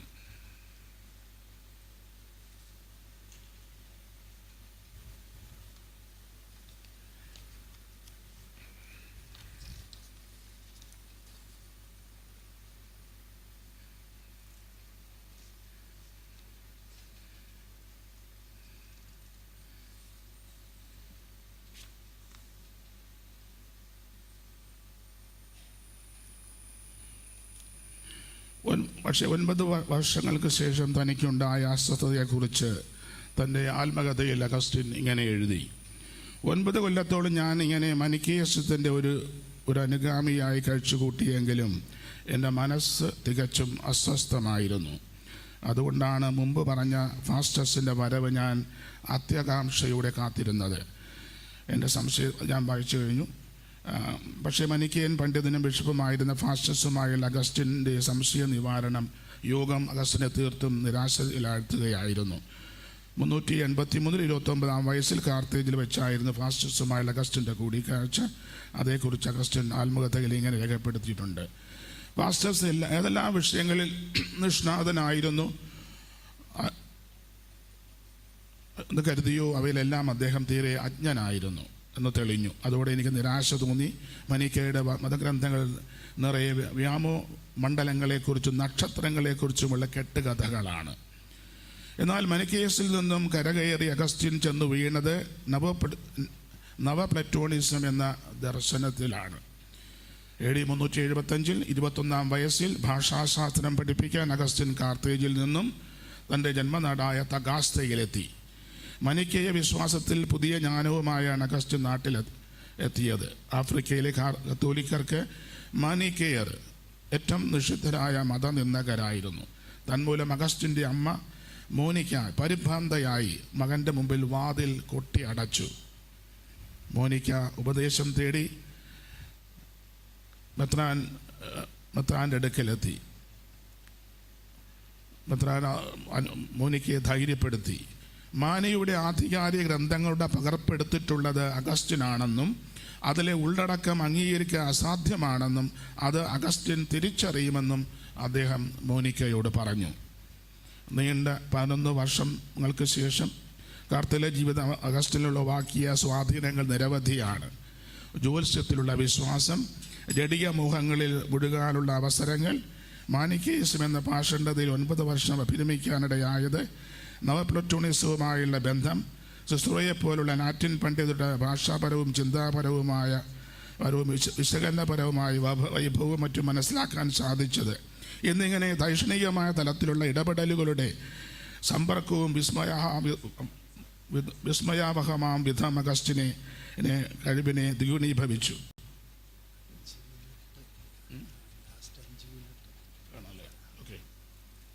ലാസ്റ്റ് 5 മിനിറ്റ് എന്നൊരു വാണിംഗ് കിട്ടിയിട്ടുണ്ട്. കുഴപ്പമില്ല, അതുകൊണ്ട് കുറെ സ്കിപ്പ് ചെയ്യുകയാണ്. വിശുദ്ധ അഗസ്റ്റിൻ്റെ സന്യാസ ജീവിതത്തിൻ്റെ കാതൽ ആദിമസഭയിലെ ക്രിസ്തീയരുടെ ജീവിത രീതിയും അനുഭവവുമാണ്. ആദ്യത്തെ ക്രിസ്തീയരെ പ്രകാശിച്ച മനോഹര ജീവിത രീതി അഗസ്റ്റിൻ്റെ മനസ്സിനെ അഗാധമായി സ്വാധീനിച്ചു. അങ്ങനെ സന്യാസ ജീവിതത്തിലുള്ള ആപ്തവാക്യവുമായി അഗസ്റ്റിൻ സ്വീകരിച്ചത് അപ്പോസ്തല പ്രവർത്തനങ്ങളിലെ 4-ാം അധ്യായം 32-ാം വാക്യമാണ്. വിശ്വാസികളുടെ സമൂഹം ഒരു ഹൃദയവും ഒരു ആത്മാവുമായിരുന്നു. ആരും തങ്ങളുടെ വസ്തുക്കൾ സ്വന്തമെന്ന് അവകാശപ്പെട്ടില്ല, എല്ലാം പൊതു സ്വത്തായിരുന്നു. ഈ വാക്യം അഗസ്റ്റിന് സന്യാസ ജീവിതത്തിൻ്റെ ഉരുൾപുരൾ വെളിപ്പെടുത്തുന്ന ദൈവിക വെളിപാടായി അഗസ്റ്റിൻ സ്വീകരിച്ചു. സ്നേഹോഷ്മളതയോടെ എല്ലാം പരസ്പരം പങ്കുവെച്ചും ഒത്തൊരുമയിലും സഭാകാലത്ത് ക്രിസ്തുമാർഗത്തിൽ ചരിച്ച തങ്ങളുടെ ജീവിത സാക്ഷ്യം വിസ്മയകരമാക്കി ശോഭിച്ചത് 2 വിഭാഗങ്ങളാണ്. ഭാവി സന്യാസ സമൂഹങ്ങളിലെ ജീവിത രീതിക്ക് മുന്നൊരുക്ക മാതൃകയായി ആദിമസഭയിലെ ക്രിസ്തീയരിൽ പാരസ്പര്യത്തിൻ്റെയും പങ്കുവയ്ക്കലിൻ്റെയും ജീവിതം വളർത്തിയൊരുക്കിയത് പരിശുദ്ധാത്മാവിൻ്റെ ശക്തമായ ഇടപെടലായിരുന്നു എന്ന് മനസ്സിലാക്കാം. ഈ ജീവിത രീതി സഭയെ തനിമയാർന്ന സഭയുടെ തനിമയാർന്ന സ്വഭാവമായി വികസിക്കണമെന്നും ആസന്ന ഭാവിയിൽ സന്യസ്ത ജീവിതത്തിലൂടെ വികസിച്ച് ശക്തിയാർജിക്കണമെന്നും എക്കാലത്തും ജനതകൾക്ക് പ്രകാശമായി പരിലസിക്കണമെന്നും ദൈവിക പദ്ധതിയുടെ ഭാഗമായിരുന്നു എന്നും നാം മനസ്സിലാക്കേണ്ടതാണ്. ആദിമസഭ വളർന്ന സാഹചര്യത്തിലേക്ക് നമ്മുടെ ശ്രദ്ധ തിരിക്കുന്നത് ഈ വസ്തുത തെളിഞ്ഞു കിട്ടുന്നതിന് സഹായകമാണ്. ആദ്യം യേശു ജീവിതത്തിൻ്റെ തനിപ്പകർപ്പുകളായി അഗസ്റ്റിൻ്റെ മനസ്സിനെ വിസ്മയിപ്പിച്ച ചെറുക്രിസ്തീയ സമൂഹങ്ങളുടെ ഗാഢമായ പരസ്പര സ്നേഹത്തിൻ്റെയും കൂട്ടായ്മയുടെയും ജീവിതത്തിലേക്ക് കടക്കാം. ക്രിസ്തുവിലൂടെ വെളിപ്പെട്ടതും അവിടുന്ന് ദർശിച്ചതും അവിടുന്ന് ജീവിച്ചതും പഠിപ്പിച്ചതും അപ്പോസ്തലന്മാരും ആദിമ ക്രിസ്തീയരും ജീവിതത്തിൽ പകർത്തുകയായിരുന്നു. വിശുദ്ധ യോഹന്നാൻ സുവിശേഷത്തിൻ്റെ ലേഖനത്തിൽ ഈ വാക്കുകൾ സ്മരണീയമാണ്. ആദ്യം മുതൽ ഉണ്ടായിരുന്നതും ഞങ്ങൾ കേട്ടതും സ്വന്തം കണ്ണുകൊണ്ട് കണ്ടതും സൂക്ഷിച്ചു വീക്ഷിച്ചതും കൈകൊണ്ട് സ്പർശിച്ചതുമായ ജീവൻ്റെ വചനത്തെപ്പറ്റി ഞങ്ങൾ അറിയിക്കുന്നു. യേശു അനുഭവത്തിൽ നിന്ന് പകർന്നു കിട്ടിയ സരളവും സ്നിഗ്ധവുമായ വ്യക്തിബന്ധങ്ങൾ ജീവിതശൈലിയായി ആദിമ ക്രിസ്തീയരുടെ ദിനചര്യയിൽ പ്രകാശിക്കുകയായിരുന്നു. അങ്ങനെ ക്രിസ്തീയ ജീവിതത്തിൻ്റെ അനന്യമായ വശ്യത ഇതര ജനവിഭാഗങ്ങളെ വിസ്മയിപ്പിച്ചു. അവരതിൽ ആകൃഷ്ടരായി. ഇതര ജനങ്ങളെ അവശ്യനീയ വിധം സ്വാധീനിച്ചു. ഒരു ഹൃദയവും ഒരു ആത്മാവുമായി വളർന്ന ക്രിസ്തീയരുടെ സ്നേഹക്കൂട്ടായ്മ ജീവിത മാതൃകയായി ഭവിച്ചതിനെക്കുറിച്ച് അപ്പോസ്തല പ്രവർത്തനം 4:32 മുതൽ വായിക്കാം. അവർ ജീവിക്കുന്ന സുവിശേഷമാകുകയായിരുന്നു. യഥാർത്ഥത്തിൽ faith was first a life style before it became a belief system. ഞാൻ ഒന്ന് റിപ്പീറ്റ് ചെയ്യുന്നു. Faith was first a life style before it became a belief system. അതെ, ആദ്യ ക്രിസ്ത്യരിൽ യേശു അനുഭവത്തിലൂടെ തങ്ങൾക്ക് ലഭിച്ച നവ അവബോധം ഒരു ജീവിതശൈലിയായി ദിനചര്യയായി സമൂഹത്തിൽ പ്രകാശിച്ചു. തങ്ങൾക്കുള്ളതും തങ്ങളുടെ സുഖദുഃഖങ്ങളും പരസ്പരം പങ്കുവച്ച് ജീവിച്ച ആദിമ ക്രിസ്തീയരിലെ സ്നേഹസുരഭിലമായ കൂട്ടായ്മ ജീവിതമാണ് വിശുദ്ധ അഗസ്റ്റിനെ പ്രചോദിപ്പിച്ചത്. അദ്ദേഹത്തിൻ്റെ സന്യാസ ജീവിത ആഭിമുഖ്യത്തിന് ചാലകശക്തി പകർന്നതും അവരുടെ ജീവിതമാണ്. ബലിഷ്ഠമായ ഒരു തത്വസംഹിതയുടെ കെട്ടുറപ്പും വിശ്വാസ സത്യങ്ങളുടെ പ്രാമാണികത്വവും ദൈവശാസ്ത്രത്തിൻ്റെ ഘനഗാംഭീര്യവും സഭയെ സംഘടിത ശക്തിയാക്കി അപ്രമാദിത്വത്തിൻ്റെ ഉത്തുംഗ ശോഭയുടെ സഭ വിരാപിച്ചു തുടങ്ങുന്നത് നൂറ്റാണ്ടുകൾ പലത് കഴിഞ്ഞാണ്. സന്യാസ ഭവനങ്ങളിലെ കൂട്ടായ്മ മനോഭാവവും പരസ്പര ആശ്രിതത്വവും എല്ലാം നമ്മുടേത് എന്ന് പൊതുവായി കരുതി ജീവിത സൗകര്യങ്ങൾ പരസ്പരം പങ്കുവച്ച് ജീവിക്കുന്ന ജീവിതശൈലിയുടെ ഉറവിടം ആദിമസഭയിൽ ദൈവപദ്ധതി പ്രകാരം പ്രകാശിതമായതാണ്. സന്യസ്തരിലൂടെ സഭയെ ലോകത്തിൻ്റെ പ്രകാശമാക്കുകയായിരുന്നു ദൈവിക പദ്ധതി. ഈ ആധുനികോത്തര ലോകത്തിൽ ദിശാബോധം പകർന്ന് സഭയെ പ്രകാശിപ്പിക്കാൻ ഇനി സന്യാസഭകൾക്ക് സാധിക്കൂ എന്ന അവസ്ഥയിലേക്ക് പാശ്ചാത്യ ക്രൈസ്തവ ലോകം മാറുകയാണോ? ഈ ആകുലത സഭയിൽ വളരുന്നുണ്ട്. നിലതൊടാ മണ്ണെന്ന കണക്കി തൻ്റെ സഭയെക്കുറിച്ചുണ്ടായിരുന്ന തീക്ഷ്ണപരമായ ധാരണകളെ സ്ഫുടീകരിച്ച് മനുഷ്യസ്പർശമുള്ളതാക്കാൻ, ഈ മണ്ണിൻ്റെ ഗന്ധമുള്ളതാക്കാൻ അഗസ്റ്റിനെ സ്വാധീനിച്ചത് അപ്പോസ്തല പ്രവർത്തനങ്ങളിലെ താഴെ പറയുന്ന വാക്യങ്ങളാണ്. വിശ്വസിച്ചവരെല്ലാം ഒറ്റ സമൂഹമാകുകയും തങ്ങൾക്കുണ്ടായിരുന്നതെല്ലാം പൊതുവായി കരുതുകയും ചെയ്തു. അവർ തങ്ങളുടെ സ്വത്തുക്കളും വസ്തുക്കളും വിറ്റ് ആവശ്യാനുസരണം എല്ലാവർക്കുമായി വീതിച്ചു. അവർ ഏകമനസ്സോടെ താല്പര്യപൂർവ്വം അനുദിനം ദേവാലയത്തിൽ ഒന്നിച്ചുകൂടുകയും ഭവനം തോറും അപ്പം മുറിക്കുകയും ഹൃദയലാളിത്യത്തോടും ആഹ്ലാദത്തോടും കൂടെ ഭക്ഷണത്തിൽ പങ്കുചേരുകയും ചെയ്തു. മറ്റൊരു ഭാഗം ഇതാണ്. വിശ്വാസികളുടെ സമൂഹം ഒരു ഹൃദയവും ഒരു ആത്മാവുമായിരുന്നു. അഗസ്റ്റിനെ ഏറ്റവും അധികം സ്വാധീനിച്ച വാക്യം അതാണ്. ആരും തങ്ങളുടെ വസ്തുക്കൾ സ്വന്തമെന്ന് അവകാശപ്പെട്ടില്ല. എല്ലാം പൊതുസ്വത്തായിരുന്നു. അവിടെ ഇടയിൽ ദാരിദ്ര്യം അനുഭവിക്കുന്നവരാരും ഉണ്ടായിരുന്നില്ല.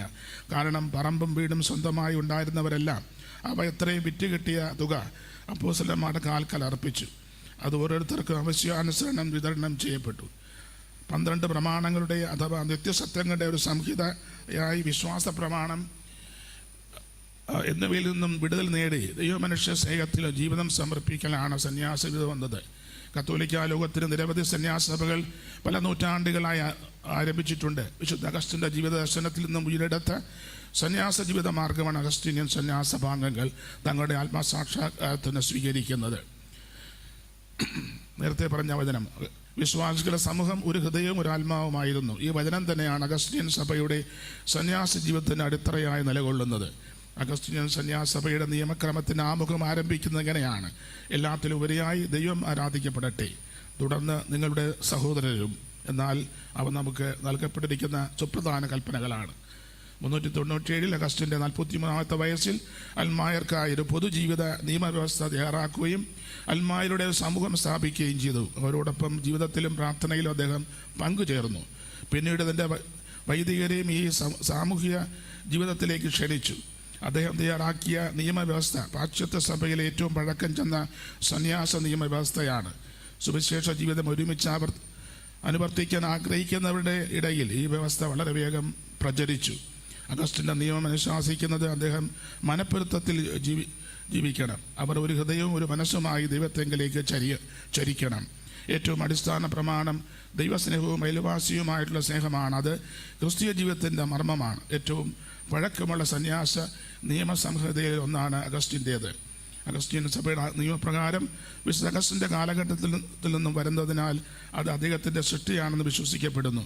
അഗസ്റ്റിൻ ദിവംഗതനായത് AD 475 വയസ്സിലാണ്. തുടർന്ന് 11-ാം നൂറ്റാണ്ട് വരെ 6 നൂറ്റാണ്ടുകളിൽ നിയമാവലിയെക്കുറിച്ച് ചർച്ചകളുണ്ടായില്ല. 1073 മുതൽ ഗ്രിഗറി 7-ാമൻ പാപ്പ നടത്തിയ സഭാ നവീകരണ പ്രവർത്തനങ്ങളുടെ ഭാഗമായി പാശ്ചാത്യ സന്യാസ നവീകരണം ഉളവാക്കിയ വ്യതിയാനങ്ങളാണ്. തന്മൂലം ഇതര സന്യാസ സഭകളും അഗസ്തീനിയൻ രീതി പിന്തുടർന്ന് നവീകരണത്തിന് സന്നദ്ധരായി. നവീകരണം സ്വാഗതം ചെയ്ത ബിഷപ്പുമാർ തങ്ങളുടെ രൂപതകളിൽ അഗസ്തീനിയൻ സന്യാസ സമൂഹങ്ങൾ ആരംഭിക്കുകയും ചെയ്തു. അഗസ്തീനിയൻ സമൂഹം അവലംബിച്ച നവീകരണ രീതികൾ ഇതര സന്യാസ പോലെ ആരംഭിക്കുകയാണ്. ലാസ്റ്റ് വര ഔദ്യോഗികമായി അഗസ്തീനിയൻ സഭ ആരംഭിക്കുന്നത് 1744 ഇറ്റലി ടക്സനി എന്ന പ്രവിശ്യയിലാണ്. ടക്സനിയിൽ താമസ ജീവിതം നയിച്ചിരുന്ന വിവിധ സമൂഹങ്ങളിലെ നിരവധി സന്യാസികൾ ഒരുമിച്ച് ചേർന്ന് ഇന്നസെന്റ് 4-ാമൻ പാപ്പയുടെ സമീപിച്ച് പൊതുവായ നിയമവ്യവസ്ഥ പിന്തുടരുന്ന സന്യാസ ജീവിത സമ്പ്രദായം തങ്ങൾക്ക് അനുവദിച്ചു നൽകണമെന്ന് അപേക്ഷിച്ചു. പാപ്പ അവർക്ക് വിശുദ്ധ അഗസ്റ്റിൻ്റെ സന്യാസ ജീവിത ക്രമമാണ് അനുവദിച്ചു നൽകിയത്. വിവിധ ആശ്രമങ്ങളിലായി ജീവിച്ചിരുന്ന അവർ തങ്ങളുടെ ഓരോ പ്രതിനിധിയെ തീരുമാനിക്കാനും പ്രതിനിധികൾ ഒരിടത്ത് സമ്മേളിച്ച് പൊതുവായ ഒരു ആശ്രമശ്രേഷ്ഠനെ തിരഞ്ഞെടുക്കുവാനും പാപ്പ ആവശ്യപ്പെടുകയായിരുന്നു. പ്രസ്തുത ആശ്രമശ്രേഷ്ഠനായിരിക്കും എല്ലാ ആശ്രമങ്ങളെയും ഒരുമയിൽ നിലനിർത്തുന്ന മേലധികാരിയും സ്ഥാനിക ചിഹ്നവും എന്ന് പാപ്പ നിശ്ചയിച്ചു കൽപ്പിക്കുകയായിരുന്നു. വർഷം വലുത് കടന്നുപോയപ്പോൾ സന്യാസികളുടെ എണ്ണം വർദ്ധിക്കുകയും സന്യാസ ഭവനങ്ങൾ പലയിടങ്ങളിലായി സ്ഥാപിതമാകുകയും ചെയ്തു. തന്മൂലം ഇറ്റലിയിൽ ഉടനീളം വ്യാപിച്ച് ഒറ്റതിരിഞ്ഞ് താമസിച്ചു നയിച്ചിരുന്നവരൊക്കെ അഗസ്തീനിയൻ സന്യാസ ജീവിതത്തിലേക്ക് ആകർഷ്ടരായി. അഗസ്തീനിയൻ ആശ്രമങ്ങളിൽ ചേരുകയും ആശ്രമങ്ങളുടെ എണ്ണം വർദ്ധിക്കുകയുമായിരുന്നു. കടുത്ത താമസ ജീവിതം നയിച്ചിരുന്നവർ ചേർന്നതോടെ അഗസ്തീനിയൻ സഭ അജപാലന പ്രവർത്തനങ്ങളും സുവിശേഷ പ്രഘോഷങ്ങളും ഏറ്റെടുത്ത് പുതിയ രൂപഭാവങ്ങൾ കൈവരിച്ച് മുന്നേറുകയായിരുന്നു. അതോടെ 1256 അഗസ്തീനിയൻ സന്യാസഭകളുടെ ബൃഹത്തായ ഏകോപന സംവിധാനം grand union of the order എന്ന സംവിധാനം രൂപീകരിതമാകുകയും ചെയ്തു. അഗസ്റ്റിൻ്റെ തൂലികയിൽ നിന്നും മനുഷ്യ സമൂഹത്തിന് 50 ലക്ഷം വാക്കുകളാണ് ക്രിസ്തീയ സമൂഹത്തിനും പൊതുസമൂഹത്തിനും ലഭിച്ചിട്ടുള്ളത്. അതിൻ്റെ സ്വാധീനം ഒരു പ്രയോഗമായിട്ടോ ചിന്താശകലമായിട്ടോ ലഭിക്കാത്ത ഒരു ക്രിസ്തീയ രചയിതാവും ഉണ്ടാകില്ല. Thank you father, thank you very much. അച്ഛൻ ശകലം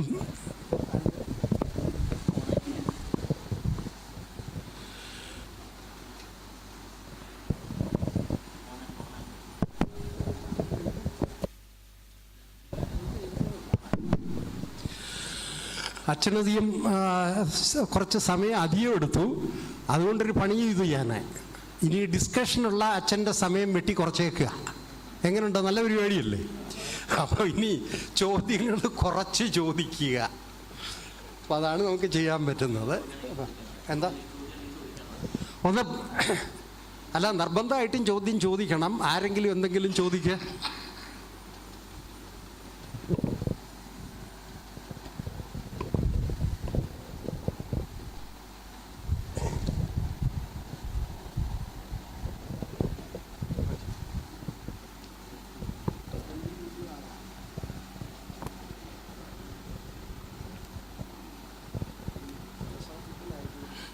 ചോദ്യം ഇങ്ങോട്ടില്ലെങ്കിൽ ഞാൻ അങ്ങോട്ട് ചോദിക്കാം.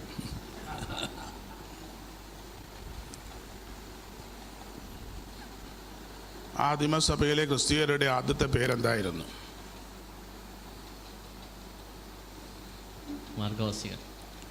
ആദിമസഭയിലെ ആദ്യത്തെ ക്രിസ്തീയർ എന്ന പേരല്ലായിരുന്നു. ഏത് പേരായിരുന്നു?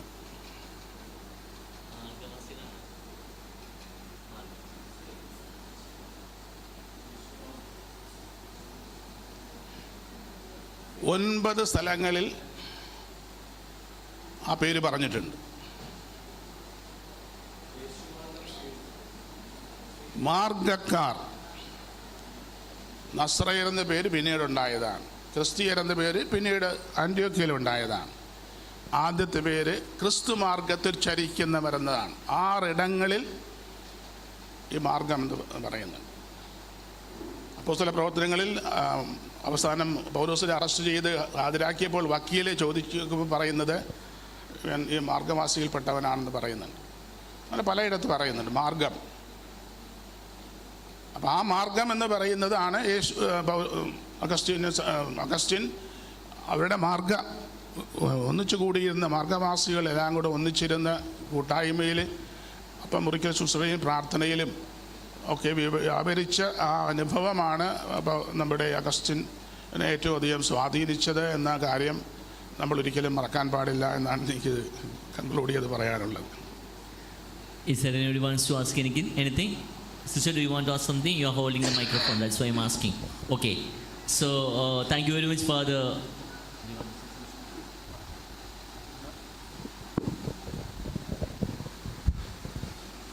അച്ഛനേതായാലും ഒരു നല്ല പ്രസംഗം നടത്തി. അതിനുപരിയായിട്ട് അലോഷിതച്ഛൻ പുസ്തകം പ്രസിദ്ധീകരിക്കാൻ ഉള്ള ദുർദ്ദേശമുണ്ടല്ലോ, അതിനുവേണ്ടിയുള്ള ബൃഹത്തായ ഒരു തയ്യാറെടുപ്പാണ് അച്ഛൻ നടത്തി കഴിഞ്ഞിരിക്കുന്നത്. അതുകൊണ്ടാണ് അല്പം സമയം കൂടുതൽ എടുക്കേണ്ടി വന്നത്. ഏതായാലും ഇനി അതിന് അലോഷിതച്ഛൻ വിഷമിക്കണ്ട, അതിപ്പോഴേ തരുന്നതായിരിക്കും. 1. 2, അച്ഛൻ ഇപ്പോൾ വർക്ക് ചെയ്യുന്ന സ്ഥലം ഒരുപക്ഷെ ഞാൻ പറഞ്ഞിട്ടുണ്ടാവില്ല. ഇത് അദ്ദേഹം ഇപ്പോൾ സെൻറ്റ് ജോസഫ് പൊണ്ടിഫിക്കൽ സെമിനാരി, നമ്മുടെ കർമ്മലി ആരുവ, അവിടെ ജോമ എന്ന് പറയുന്ന ഒരു പ്രസ്ഥാനത്തിൻ്റെ ഡയറക്ടറാണ്. ജോമ ഞാൻ മനസ്സിലാക്കുന്നത് അദ്ദേഹം നേരത്തെ KRLCCയിലൊക്കെ ചെയ്തിരുന്ന വർക്കിൻ്റെ ഒരു കണ്ടിന്യൂവേഷനാണ്. പിന്നെ അവിടെ പ്രൊഫസറുടെ പണിയൊക്കെ ചെയ്യുന്നുണ്ടെന്നാണ് എൻ്റെ ഒരു ധാരണ. ഏതായാലും നമ്മുടെ ക്ഷണം അനുസരിച്ച് ഇവിടെ ഈ പരിപാടിയിൽ പങ്കെടുക്കുകയും നല്ലൊരു പ്രഭാഷണം നൽകുകയും ചെയ്ത അച്ഛന് ഇവിടെ കൂടിയിരിക്കുന്ന എല്ലാവരുടെയും പേരിൽ നന്ദി അറിയിക്കുന്നു. Thank you father, thank you very much.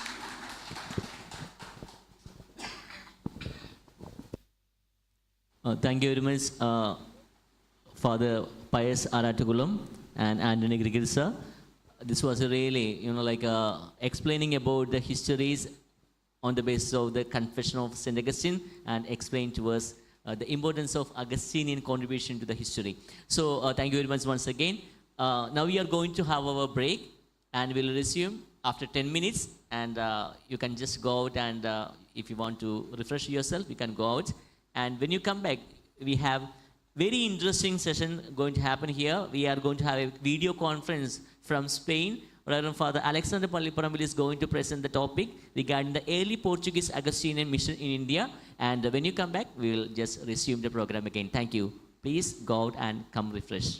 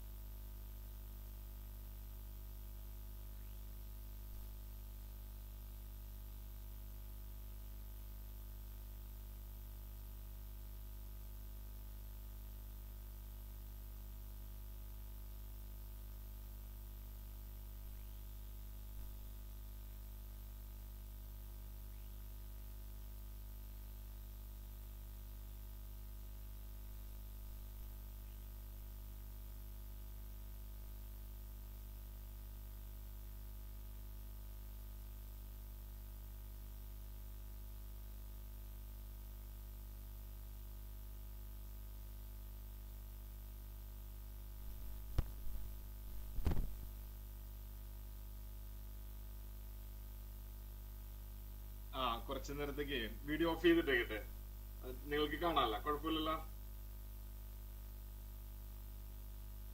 Video of ചെയ്ത് കേൾക്കുന്നുണ്ടോ? ജെൻസൺ എടാ വീഡിയോ കുറച്ചു നേരം ഓഫ് ചെയ്തിട്ടോട്ടെ. കാര്യം വീഡിയോ ഓഫ് ചെയ്തിട്ടേക്കട്ടെ എന്ന് ചോദിക്കുന്നതിന് കാര്യം, അല്ലെങ്കിൽ എന്നെ എല്ലാവരും കാണുന്നുണ്ടല്ല, നിങ്ങൾക്ക് ഫ്രെയിം കാണാല്ല അല്ലേ?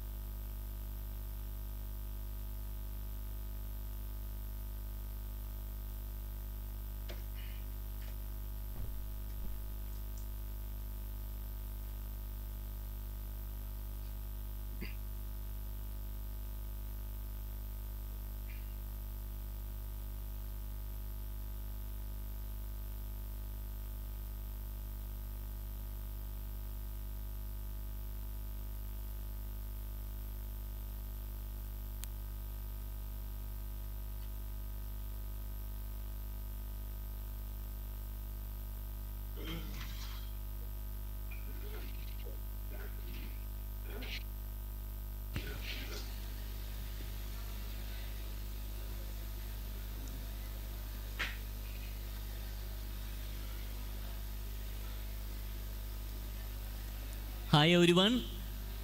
May I request all of you to get into the hall, please?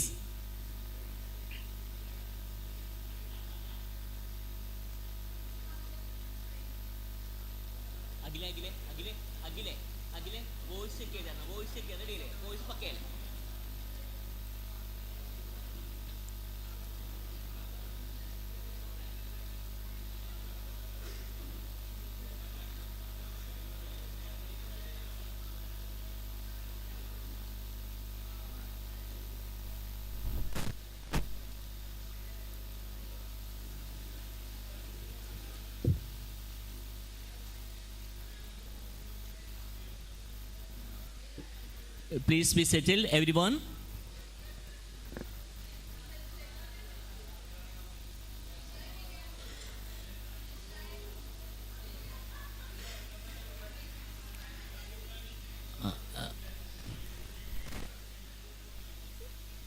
May I have your attention, please? Yes, we are about to start the next session, and it's raining outside. Something really good, but still, the show must go on, and the program continues right now here. So now we are going to have the session. Father Alexander Palliparambil OSA, the former delegate superior of our delegations, then it was delegation, and now it's vicariate. So Father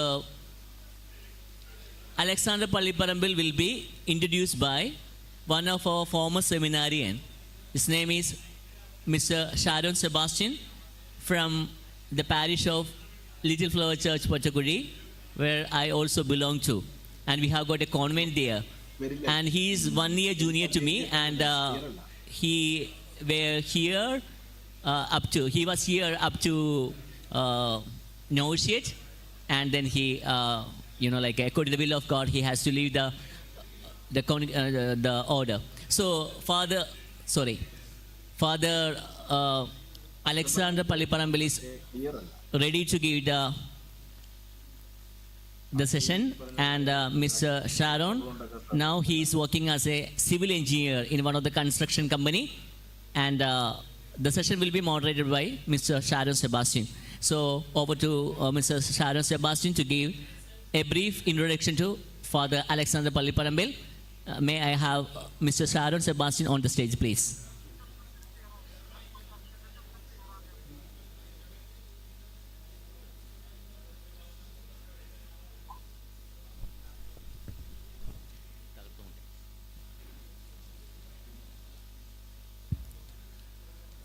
ബഹുമാനപ്പെട്ട വൈദികരെ, sisters, brothers, പ്രിയ സഹോദരങ്ങളെ, നമ്മുടെ ചരിത്ര സെമിനാറിനോടനുബന്ധിച്ചിട്ടുള്ള അവസാനത്തെ പേപ്പറാണിത്.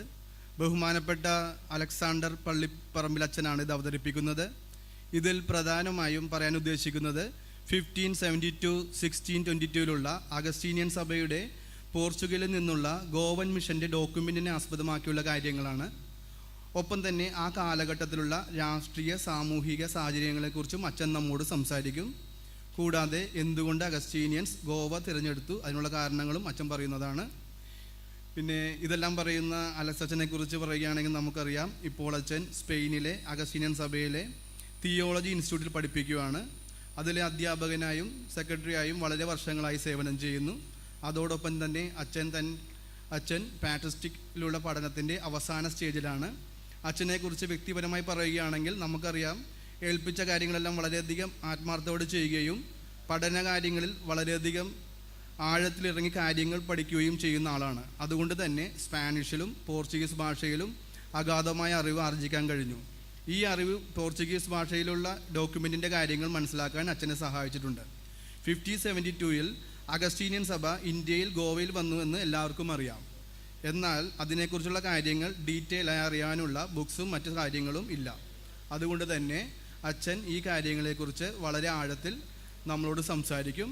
അതിനുശേഷം നമുക്ക് അതിനെക്കുറിച്ച് ചർച്ച ചെയ്യുവാനും സംശയങ്ങൾ തീർക്കുവാനുമുള്ള അവസരമുണ്ടാകും. പിന്നെ ഇതറിയാം, ഈ സെക്ഷൻ നടക്കുന്നത് ഓൺലൈനായിട്ടാണ്. നമുക്ക് അച്ഛനെ കേൾക്കാം. The yearly Portuguese Augustine mission India 1572-1622.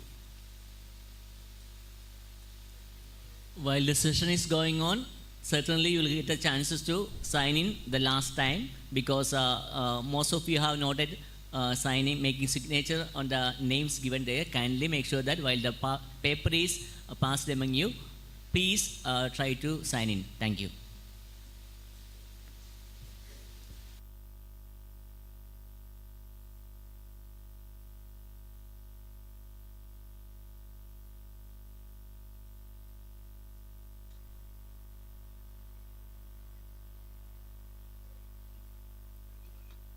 Can I speak? Okay. I think I am audible to you, all of you. Good afternoon. And before opening this speech, I would like to give my thanks to all the eminent personalities present there and the speakers who have preceded me before. In a special way, I would like to thank Father Aloysius who have entrusted me this task. Also want to give my encouragement to Father Wilson, who is behind all the visions and projects with his counselors. Of course, I was thinking about speaking in both languages, and I think since there are some few people who does not know Malayalam, for example, I think I would be speaking only in English. Also, for another motive that most of the documents I have consulted are in different languages, so better a good way to translate in this way. No. Again, a very grateful thanks to Sharon, one of my old friends. This is the first time I've seen him after a long time. No, thank you, Sharon. I also want to make a simple correction that I don't speak Portuguese. Of course, I can manage Italian, Latin, Spanish, but only I can read a little bit Portuguese. But I think that is good enough, because they are already Roman languages, and the sources I have consulted are within the range of Spanish. No, so there is no problem that knowing Spanish is knowing Portuguese is be a difficult problem. Okay, before going to our further details, I would like to present two eminent persons whose books I have consulted and you have in the monitor. No, this is first one is Father Carlos Alonso.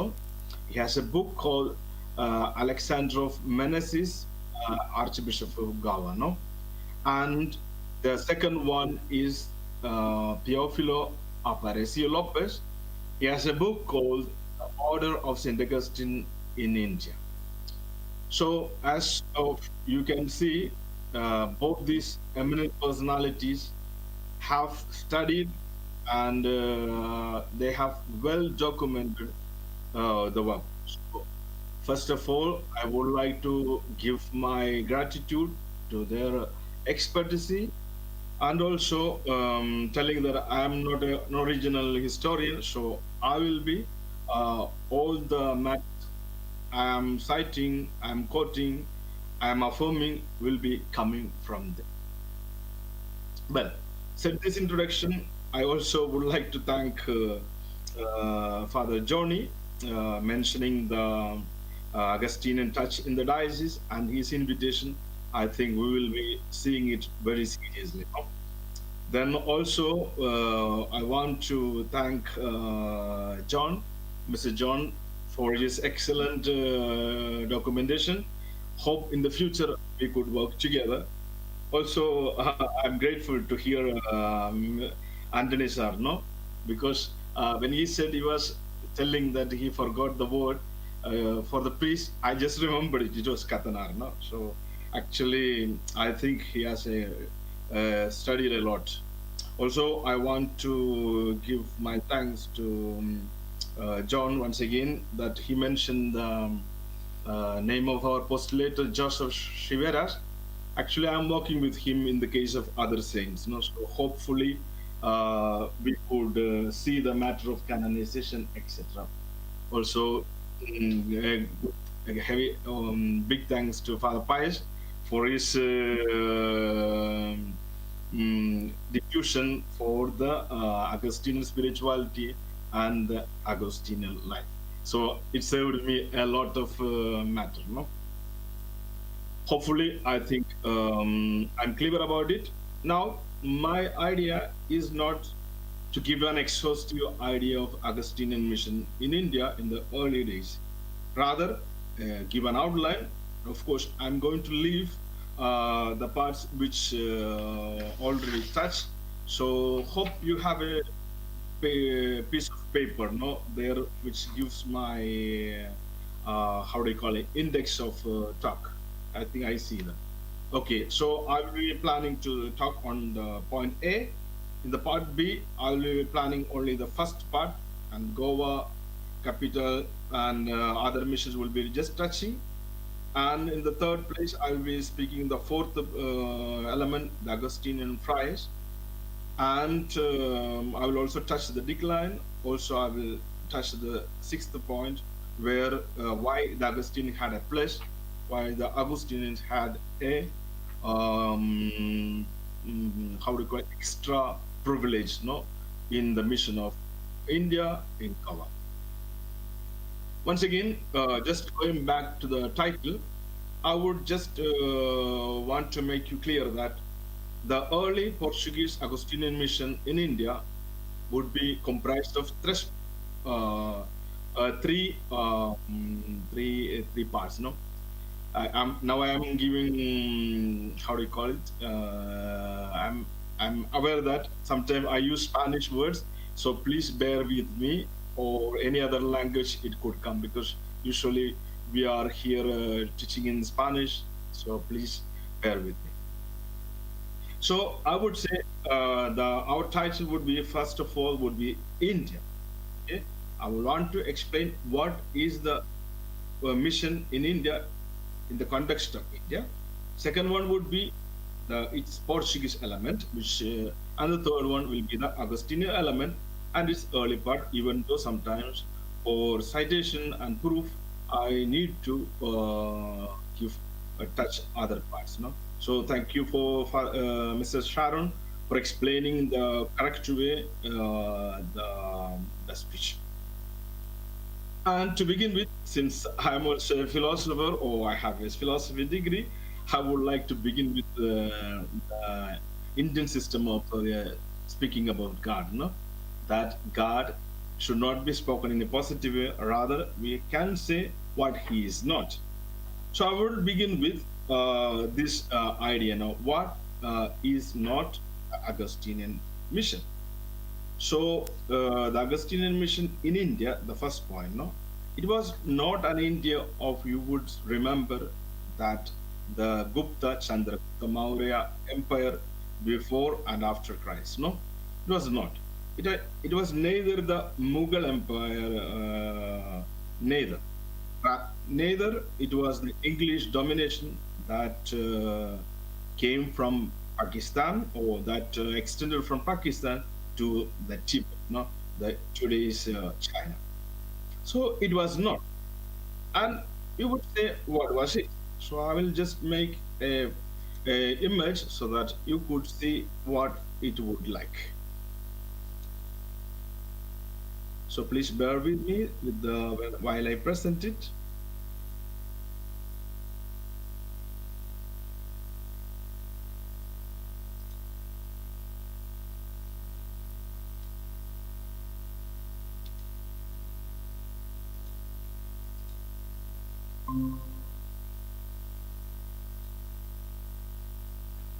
Hope you can see it.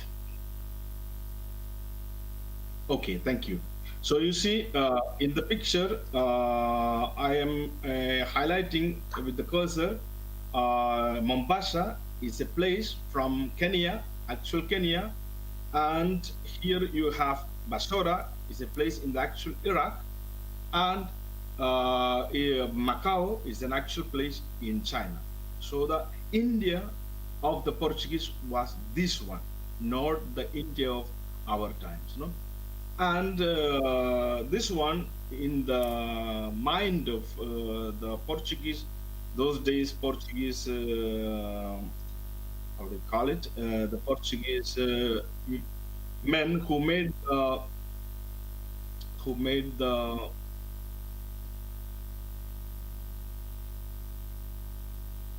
let me see, please.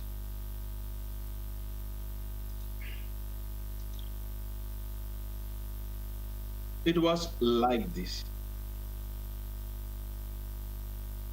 So this is the map. Hope you are seeing. Okay.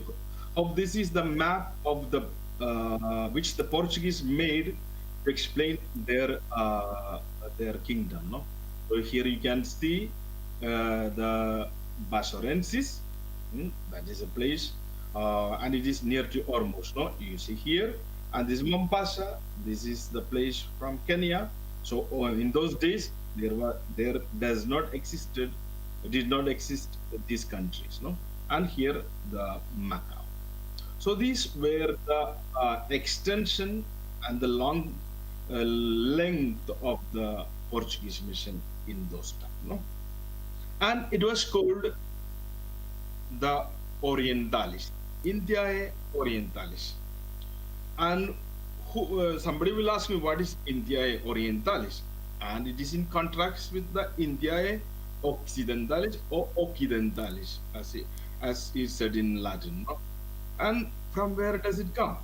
So for this, we would like to go back to the history of the church in the 15th century, as John mentioned, or I think it was, John mentioned that, Father Johnny mentioned that about the fall of Constantinople, and it was in 1453, 1453. And because of this, no, the Ottoman Empire, governed by the Turks, or we would say also in the modern days, no, the Khilafist പ്രസ്ഥാനം, മലയാളത്തിൽ ഖിലാഫത്ത് പ്രസ്ഥാനം എന്ന് പറയുന്നത്. അപ്പൊ അതൊക്കെ തുടങ്ങുന്നത് ഇവിടെ നിന്നാണ്. So it was from this time, the fall of Constantinople, we have the influence of the Muslim empire totally actually controlling the actual Turkey and even the surrounding areas. So in the background of the Ukraine war, you would understand that the street of Turkey, which is controlled by the actual Turkish government, is very important in this matter. No? So in the same way, the Italian and the European, who were doing all the trade with the Orient through the Silk Road, which the China is promoting and now India want to promote. It was blocked and it was governed by the Turks, and of course the Europeans had to give toll to pass their merchancies or their goods to east. No, so in this case, the first reaction was, which also mentioned in the previous speeches, that the Battle of Lepanto. It was in 1571, 7th of October, and that we all religious people would find that it is the feast of Rosary, 7th of October, and it was believed that it is because of the intercession of Virgin Mary, Our Lady of Rosary, we won, or the Christian won the battle. No? So it was one of the first Christian reactions against the Turkish or the Islamic blockage of the trade. So there was an element of trade. Also, there was an element that the Christian faith would have been in danger if the Turks or the Muslim empire would extend to other parts of the West Europe. Also, we also mentioned that there was in Europe there was a crisis of reform and the counter-reform and the Council of Trent, which was 1545 to 63. And I would want, if there is a time, I could explain why our Bishop Aleko the Menesis did all kind of reform, not because of he did not like any indigenous liturgy, because it was coming spirit of reform that was propagated by the Council of Trent, and it was not only did in India, but they also did in Portugal too, also in the Augustinian order before they implement before other places. No, so began in houses, and in the end, with this trade motive, they were looking for India, and this is the famous answer of Vasco da Gama when he visited Kapad, and we come to looking for Christians and the spices. No, the Spanish and the Portuguese were the naval powers in those days, and the Spanish thought that doing the other way or going, since they knew that the earth was round, so they went other way and they found the America, but they thought it was India, so they called it India also. That is why, and the Portuguese, they went to the east, they found the original India. So that is why we have this curious name, Red Indians, because the Spaniards were mistaken thinking that they found India. So somehow they mistaken, however, they discovered the West India or the America of now. So this one we will also we will be removing all other elements or parts of the geography in order to concentrate on only in the geographical part of India. Okay, India actual. So I'll be doing again the PowerPoint.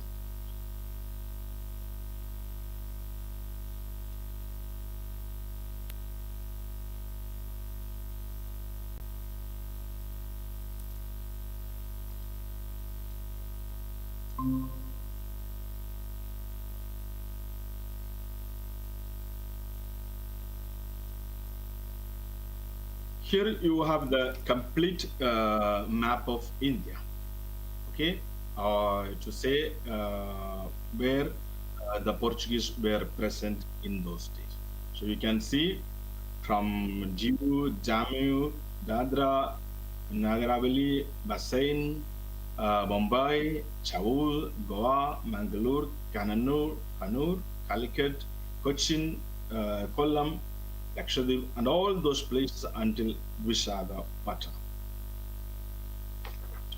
So this I would just pass to the Augustinian mission, and it was a mission, not simply a religious mission, because you know when we go to a place, usually in the modern days, we try to learn the languages, we try to follow the rules of the country, etc., with some kind of preparation. But the Spanish or the Portuguese men, they were coming, first of all, the chaplains of the seamen, they had no other languages, there was possibility of death, etc. And it took more than 6 months to travel, no? Actually, the first travel of the Augustinians, of the 12 Augustinians, lasted 6 months and 5 days. Also, there was a danger that other European, Dutch, French would also attack them, also would make them prisoners. Also, there was other problem that the moral life of those seamen were not so good as we expect from a religious mission, no? So actually, it was a colonial mission. It was a state mission, and that means they had the power to open and close the houses. Okay, that is the correct, no?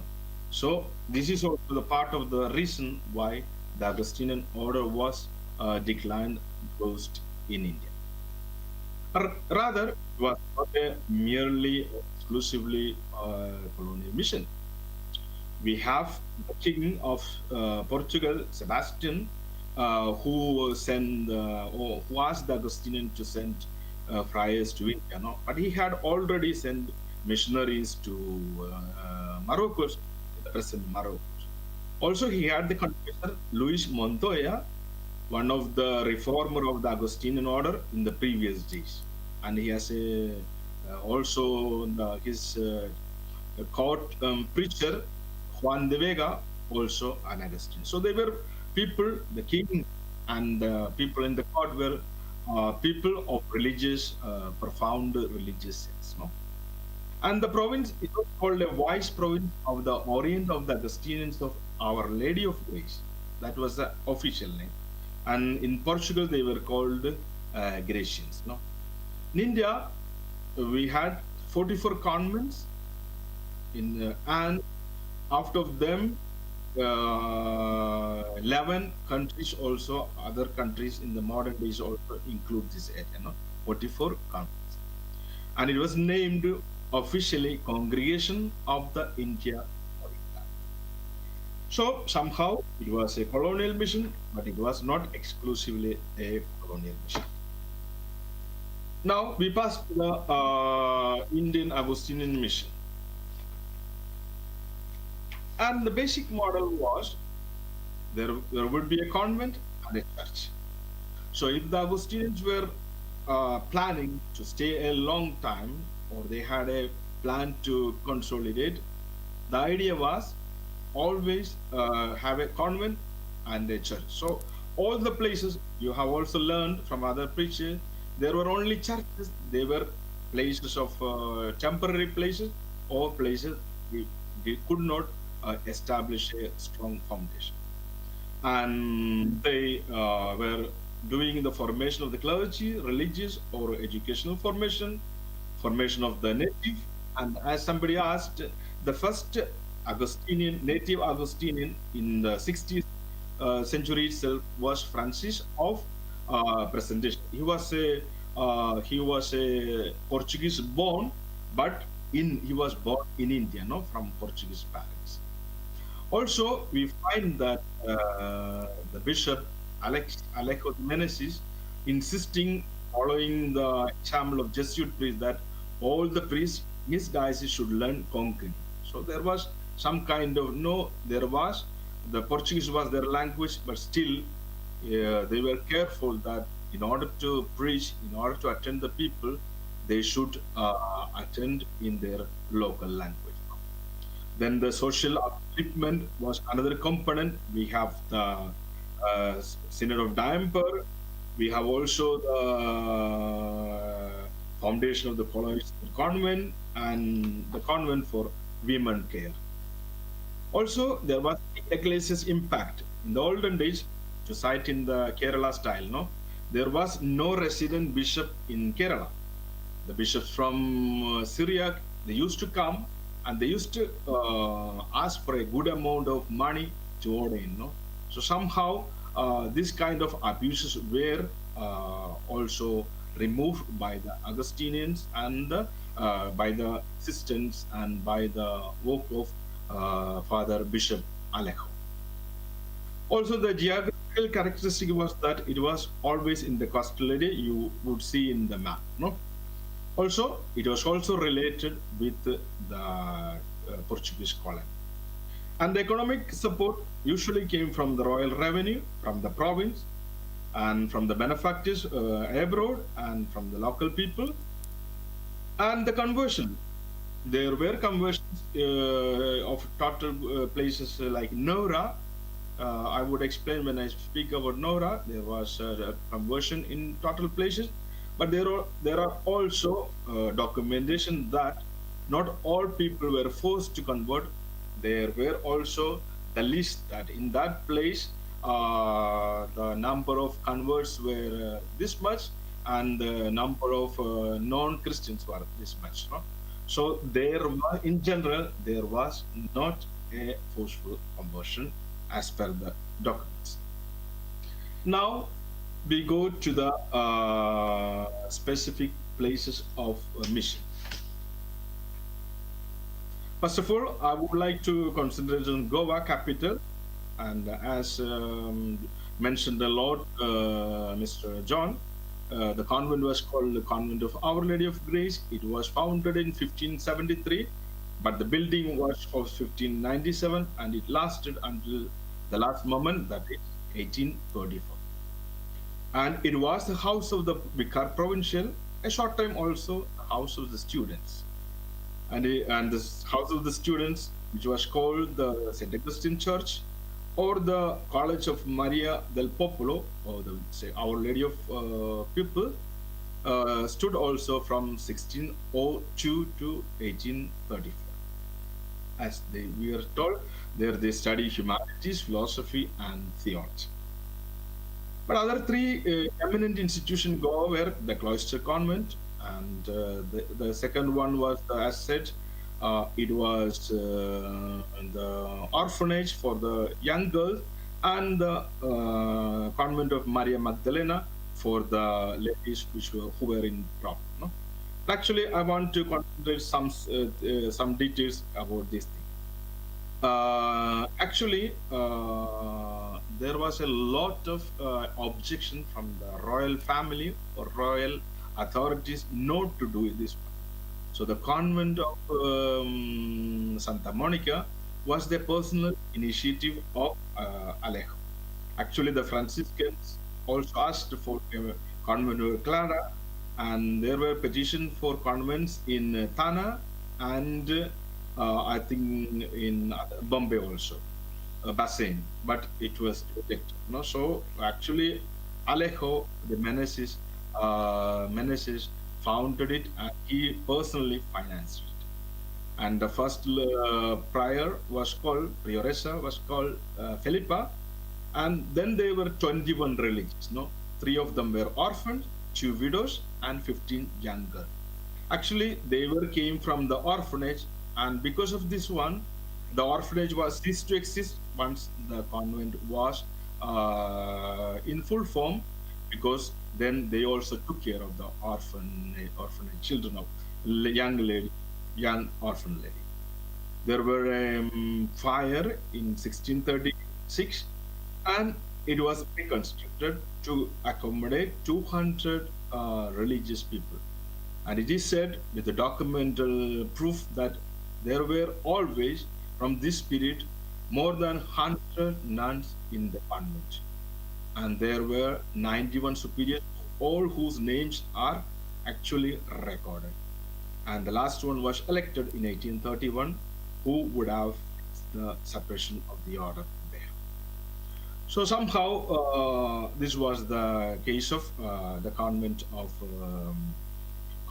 Santa Monica. Then the convent of the residence of Maria Magdalena. I will just add to what said Mr. John. Actually, they were accommodated, they were accepted, the ladies which had problem, but there was another problem. Because you might remember, the Portuguese men were eminently trade people. and also many of them were soldiers. So it was happened that some of them would go for trade, and their ladies, their children, their wives, etc., would be left behind, and there was sometime they were living in poverty, and those ladies or those wives of the soldiers, once they become widow, in order to earn their livelihood, in order to have their food, sometimes they had to beg, or sometimes they had to go for bad life. No, so this was the reality, not because of there were a lot of bad women, because the reality of the Portuguese society promoted that a lot of ladies, adults, and children were left unattended by their husbands, by their fathers, etc. No?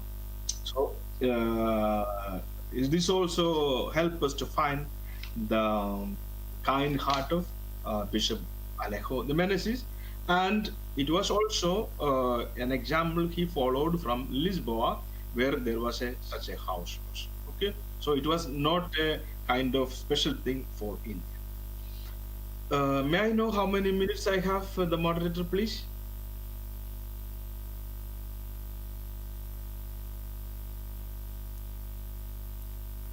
See, how many minutes I have left for, please? How? 10 more minutes. 10 more. Okay, thank you very much, Father. So I will just go to another place that is called Neura, which also John mentioned. The seminary was the seminary, like a minor seminary. It was called later called Saint William or Guillermo. No? It was first dedicated to the Saint John the Evangelist, the church, and the convent. But it happens that they were teaching the Brahmin, and according to the records, all people were converted from there. So they found that there was no need any more school there. So actually, it was transferred to another place. So this is a case that a place, Neura, where all people were converted. Then other churches, I would just mention Gorin, in the place of Goa. Gorin, there was a church of St. John of Sagun. He is the first Spanish saint in the Iberic period, no, for the Spaniards and for the Portuguese. So there was a church in the place, in the village of Gorin, in the patronage of St. John of Sagun. Then other important places where I would pass to question, as we have said, there was a place which was given by the bishop, and it was lost 1663 by the Dutch invasion, and there were 15 religious. Then in the place of Tamil Nadu, in the coasts of Tamil Nadu, in the coast of Andhra, Machilipatnam, Visakhapatnam, all these were places the Portuguese did not have their domain, no, or did not have their power. But still, they were doing there because they had commercial relations with other kings, Indian kings, the Mughals and the French, and even with the. So they were using these houses as a passing place in order that they can go for trade or for religious traveling from Goa until Macau, China. There's a place I would want to highlight, that is a house, actually a house, and there was a convent, and there was a church dedicated to the Our Lady of Help. It is curious that it was under the reign of the kingdom of Sultanate of Qutb Sahib dynasty. So that means the Portuguese had a good relation with this Indian king. I think he would be of Muslim origin, but there was a commercial relation, and the Portuguese were allowed to have a convent and a church. So when there is a convent and a church, that means it was a well-established place. And in 16, later, maybe more or less in the time of 1770s, it was given to the Athens. It was a religious congregation, actually diocesan, but with a religious spirit, which was founded by one of the founder was Saint Cajetan, other was the future Pope Paul IV. So this was somehow more or less the outline of Augustinian mission in India. See, I don't say a lot because many details we can publish, no? But now I go to the another part of the Augustinian numbers, no? The Augustinian fight as such. So for this part, I have taken exclusively from Carlos Alonso. Here there is a document in 1638. Somebody may ask me why this document. People who were religious leaders, Father Wilson would know that during the chapters, during the assemblies, usually we have to present a report to the superiors, no? So in this case, from Portugal, from Goa, a report was present to the provincial authorities in Portugal. So we have the exact number of friars there, no? In those days, we have 4 houses in Tanzania, Kenya, 1 house in Georgia, that means in Europe, 1 house in Iraq, 4 houses in Saudi Arabia. Somebody mentioned about Saudi Arabia. So we had 4 houses in Saudi Arabia and 4 houses in Iran or in Persia, 1 house in Pakistan, 1 house in Sri Lanka, 4 houses in Bangladesh, 3 houses in Birmania or Burma, 1 houses in Malacca, Malaysia, 1 house in Macau, China.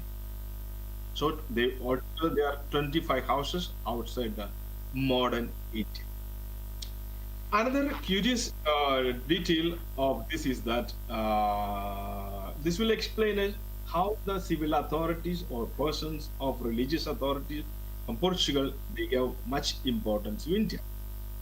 In the same document, we are said in the 2.5 centuries, 261 years, from 1573 to 1834, there were 71 mission journeys from Portugal to India.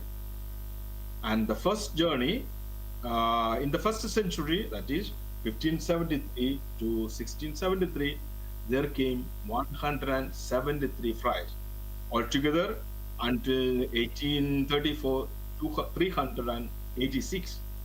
So that means 213 friars came in the second 1.5 century.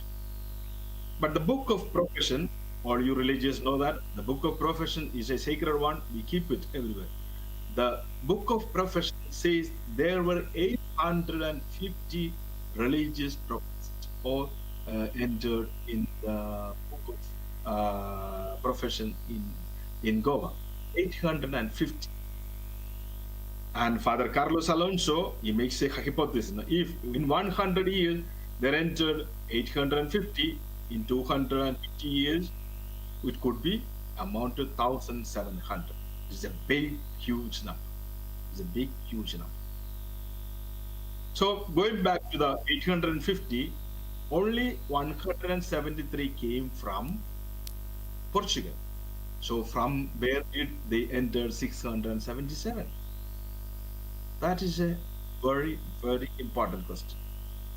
He answers that somewhere sons of Portuguese origin from the families, or those were men immigrated or born to the migrant family. But we have to remember, if in 100 years entered 677 from India itself, in those days the population of Portugal was only 12 lakhs or 14 lakhs. 12 lakh or 14 lakhs, there were 677 people entered only from India, and altogether 850. That's a huge number. So he makes a conclusion that about this 677, beside all those origin mixed Portuguese, there were exactly people from India, from Indian parents. No, of course we know in Neura all the Brahmin community were converted or they passed to the or they received the religion. So this is the most important thing also I wanted to tell. No, then we have we already knew about the Bishop Alejo. Also, I want to mention another bishop, his name is called, already mentioned, Augustine of Jesus of Castro. He was the first provincial who sent these 12 friars to India, no? And he was again provincial. Later he became the Bishop of Braga, a northern bishopric of diocese in Portugal. And he was the one who founded or funded a lot of finance of the convent of Our Lady of People, Our Lady of Grace, and the school of Our Lady of Popolo in Goa. So he was a great man. Even though he became a bishop, he promoted and he sent money. Besides, in his diocese, he also instituted a college with the name Our Lady of Our Lady of Popolo, with the intention to send missionaries to India, also to train missionaries so that they can go to India. No? So, Father Alex, last 5 minutes. Father Alex, last 5 minutes. Okay. So I'm just finishing. Just to tell that from where we have all this information, we have one friar who is called Felix of Jesus. He is the one who recorded almost 40 years of the history of the Augustinian, the first 40 years. Then the last one, Manuel of Ave Maria, is the one who recorded a big history. He wrote it in 1833, and he had in possession all the documents from the archive of the Augustinians in Goa and in Portugal. This is of extreme value, very detailed, complete. No? So we all need to study. You all need to study if you want to learn more. Then I'm just finishing it,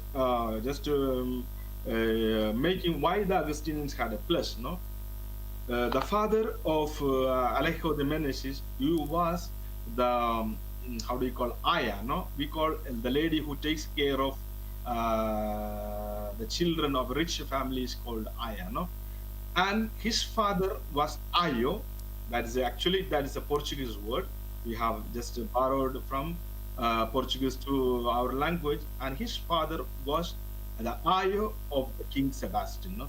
So he had a great relation, and more or less Alejo and Augustine of Castro were born and brought up in the palace. No? So they were people religious, also they were accustomed with diplomatical relations. So they were people who knew the royal palace, and they had the influence also. Again, another advantage of the Augustinians was the Portuguese and the Spanish mission were an Iberic mission, or the Augustinians were majority an Iberic congregation, means spread in Spain and Portugal. And in those days, from 1580 to 1640, means almost 60 years, the Spain and Portugal had the same reign, same king, no? Philip II, Philip III, and Philip IV, and it would be same as Philip I, Philip II, Philip III in Portugal. Actually, our school, our convent in Escorial was built, Augustinian convent in Escorial was built by Felipe II or Felipe II, and the house from I am speaking also founded by Philip II. So you could imagine the relation and the high value the Spanish kings had for the Augustinians. So with this I complete. Then Father Wilson has asked me to say something about the restoration. So Father Sumesh, permit me 5 more minutes. Yeah, strictly go with 5 more minutes. Thank you very much. So once the Augustinians were suppressed, as I said, it was a colonial mission, so the authorities had the power, and there is a lot of reasons which were not said, more than which was spoken. I know, but I can't say due to lack of time. No? So they had the power to close and open a house. No? So because of that, they were closed. And in the general chapter of Villanova in USA, in 1968, the order was asked to revive, no, by the then General Agustin Trape. And the province of the Most Holy Name of the Jesus of the Philippines took care of the charge, and it was entrusted to our brethren in Philippines, the Vicariate of the Orient. And with their constant contact, visits, they recruited four first Augustinians who were taken to Philippines, and they were formed. And the first foundation in situ was taken in 1982. So I want to thank Father Johnny for the help of the bishop, and the bishop of then Bishop Joseph Kuritra, in relation with the 425th anniversary of the foundation of the Diocese of Cochin. And it is a curious thing, no? The Belliard Benglau, the bishop was so happy that the Augustine, he gave it in a perpetual donation, no? He gave it in a perpetual, that it as a property, as if a property to the Augustine. So it was a great zeal of Joseph Kuritra, the bishop, and he loved us so much that he had no problem to donate a property, you know, as in the olden days. And the house of Cochin was inaugurated in 1988. And in 2006, we acquired a college school in Pollachi, and also we took charge of the parish of Talapura. In that case, the Indian region became the delegation. In 2016, it was proclaimed as vicariate, and actually Father Wilson in Cherapu is the vicar, no? As you know. And at present, we have 7 houses and a total of 17 friars. Of them, 14 are working outside, helping, actually repaying our debt to the Spanish and the Portuguese missionaries, no? And at present, we are managing 3 parishes, 2 schools, 1 in Column, recently acquired, and we have that would be the more or less the present state of the Vicariate of India. And I'm glad and I'm happy and thankful to all of you, especially the speakers and Andre Chetan also, that you have given us light, you have thrown us, you have shown us ways where the Augustinian order in India should go ahead and should work for. No? Thank you, and thank you very much. And sorry once again for all the inconveniences. Thank you very much, Father Alex. Please stay on the line. If anybody wants to clarify something or any questions, we have. Yeah, Sharon is here, but he just asked me to handle the situation. I think he's not there. Okay. So if you want to clarify something, any questions, a few questions can be entertained. Okay. Father, I have a question. Can you hear me? I can hear, but it is not clear. Can you make it a bit clear for the technician? It's a request to the technician. I can't make it really audible. I can hear it. Just come near to here. Yeah. Take your chairs and sit here. Then ask. No need mic. Yeah, better. Yeah, that's a better way of doing it. So, Father, Yeah. No, then no need the microphone. yeah. without a mic. Okay.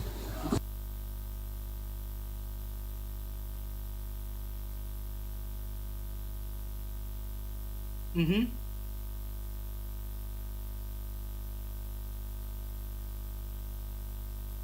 Mm-hmm.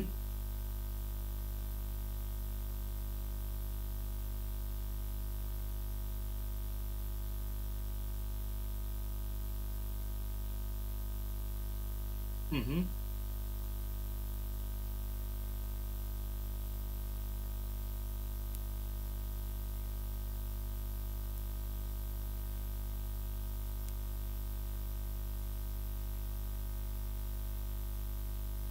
Yes. Yeah. Okay. I'm going to repeat the question so that those who cannot maybe did not hear the backside, I just repeat for them. He's asking for me why in the historical books in India there is a very little mention of the Augustinians. I think that is the correct question, no? Partly because of the Augustinian absence from 1833 to 1960, no? That means almost 140 years, no? And yeah.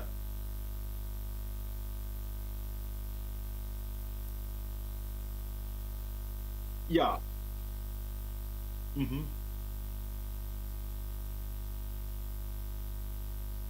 Yeah, one reason is that the Portuguese, even though they were a rich power, later they lost all their power. They became a simple country, and even now they don't have even the power of Spain. No, they are so all other European powers wanted to belittle Portugal. No, and belittle Portugal also was partly affected the belittling of the Augustinians work in India. I think that I'm not in a condition to tell you exactly, but I think that would be one of the reasons. And also because of the rivalries among the very religious people, the orders, because the Franciscan, the Dominicans, and the Jesuits, either of them, nowadays we are very polished people, no, we recognize each other, but in olden days they were fighting actually.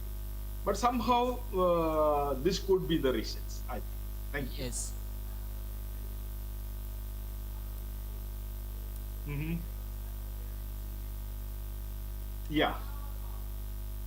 Yeah. Yeah. Yeah, I think it's sir, Gregory sir and Gregory sir. It will become Exactly. The reason is that they were expelled. No, they were expelled. Actually, they were maltreated. No, they were somehow maltreated. Actually, many were the Augustinians were treated with enmity, no, by the Portuguese government. So the Augustinians could not maintain, as John mentioned, that the church itself was sold to another people, and in a few years it was fallen. No, they could have maintained the church as a palace or a administrative building. Somehow there was a kind of grudge against the Portuguese, those authorities of the 19th century, in contrast with the old authorities. No, maybe because of the rivalry of the among the Portuguese royal families. That would also the reason. Okay, thank you very much. Okay, thank you. Thank you very much. Thank you. We know the Father Alex is a very well-known person. Most of us know him very well. If you want to clarify something more, you can just personally contact with him. And I think this is the time to wind up our program. So over to Father Anil in order to present the word of thanks. And may I request Father? Sorry. Okay. Thank you very much, Father Alex, for taking all this time. Can you hear us? Please near to the computer.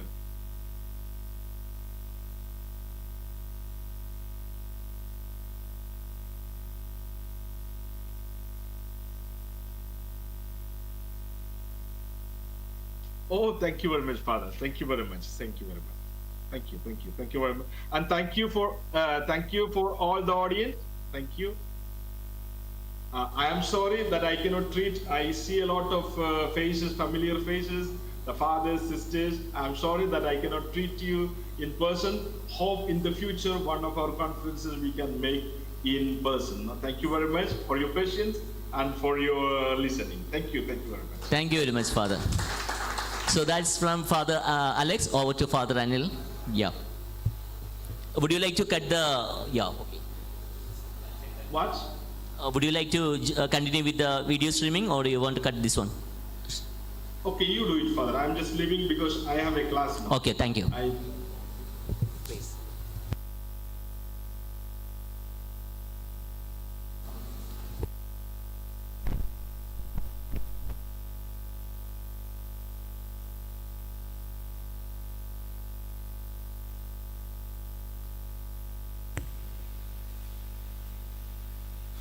So Good evening to you all.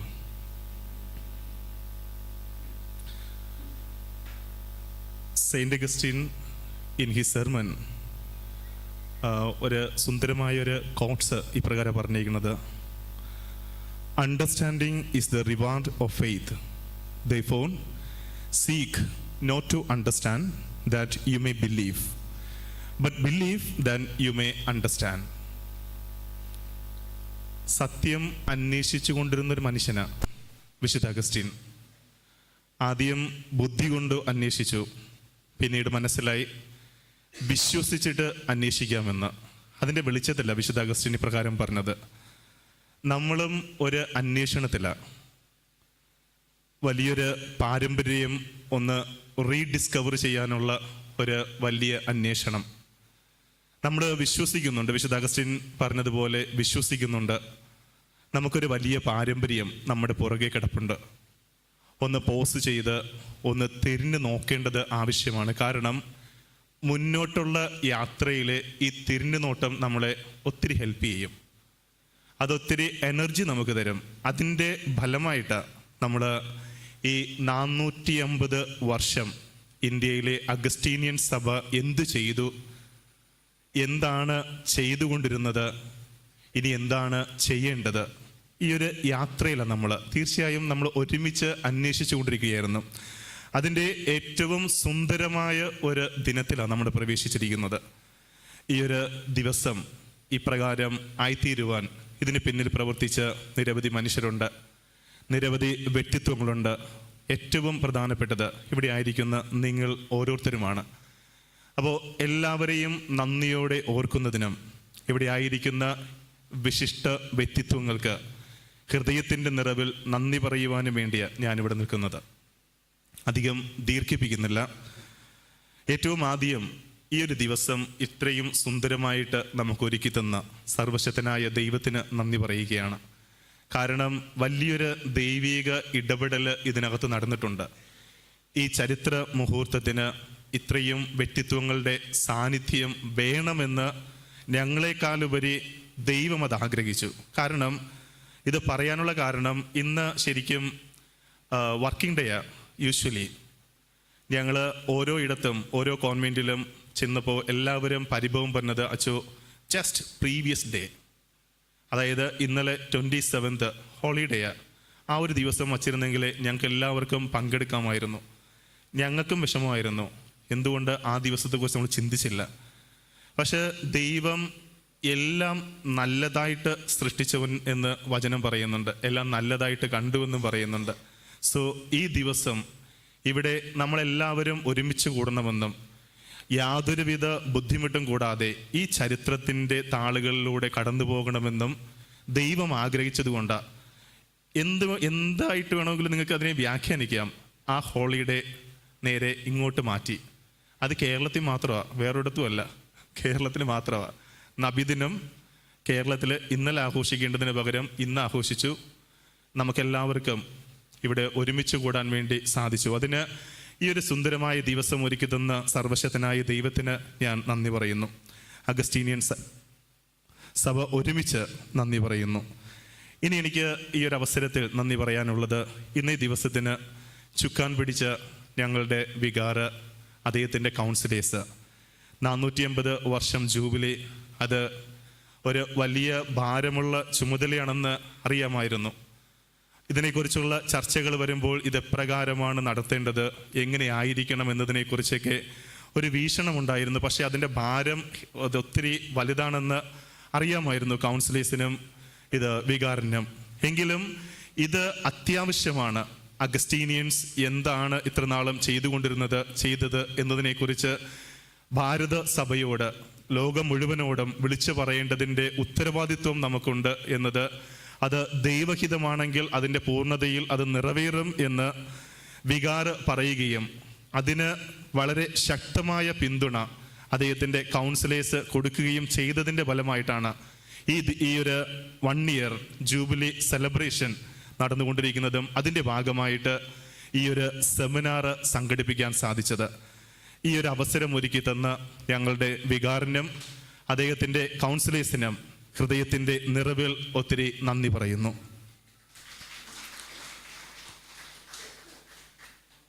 അടുത്തതായിട്ട് എനിക്ക് നന്ദി പറയാനുള്ളത്, ഞങ്ങൾ ഈ ഒരു seminar inauguration ചെയ്തുകൊണ്ട് അതിനൊന്ന് address ചെയ്യാൻ വേണ്ടി ഒരു റിസോഴ്സ് പേഴ്സണെ കണ്ടുപിടിക്കണം എന്ന് തീരുമാനിച്ചപ്പോൾ ആദ്യം മനസ്സിൽ വന്നത്, നമ്മൾ തുടക്കം കേട്ട കണക്ക് അഗസ്റ്റീനിയൻ സഭയുടെ വലിയൊരു പാരമ്പര്യം കേരളത്തിൽ കിടക്കുന്നത് കൊച്ചിയിലാണ്. അപ്പോൾ കൊച്ചിയിൽ നിന്ന് തന്നെ ഒരു റിസോഴ്സ് പേഴ്സൺ നമ്മൾ കണ്ടുപിടിക്കണം എന്നുള്ള ഒരാശയം മുന്നോട്ട് വന്നപ്പോൾ അതിന് എന്തുകൊണ്ടും യോഗ്യൻ കൊച്ചി ബിഷപ്പ് തന്നെയാണെന്ന് മനസ്സിലാക്കുകയും അങ്ങനെ ബിഷപ്പിനെ കാണാൻ പോയപ്പോഴാണ് ബിഷപ്പിൻ്റെ ഇൻകൺവീനിയൻസ് പറയുന്നത്.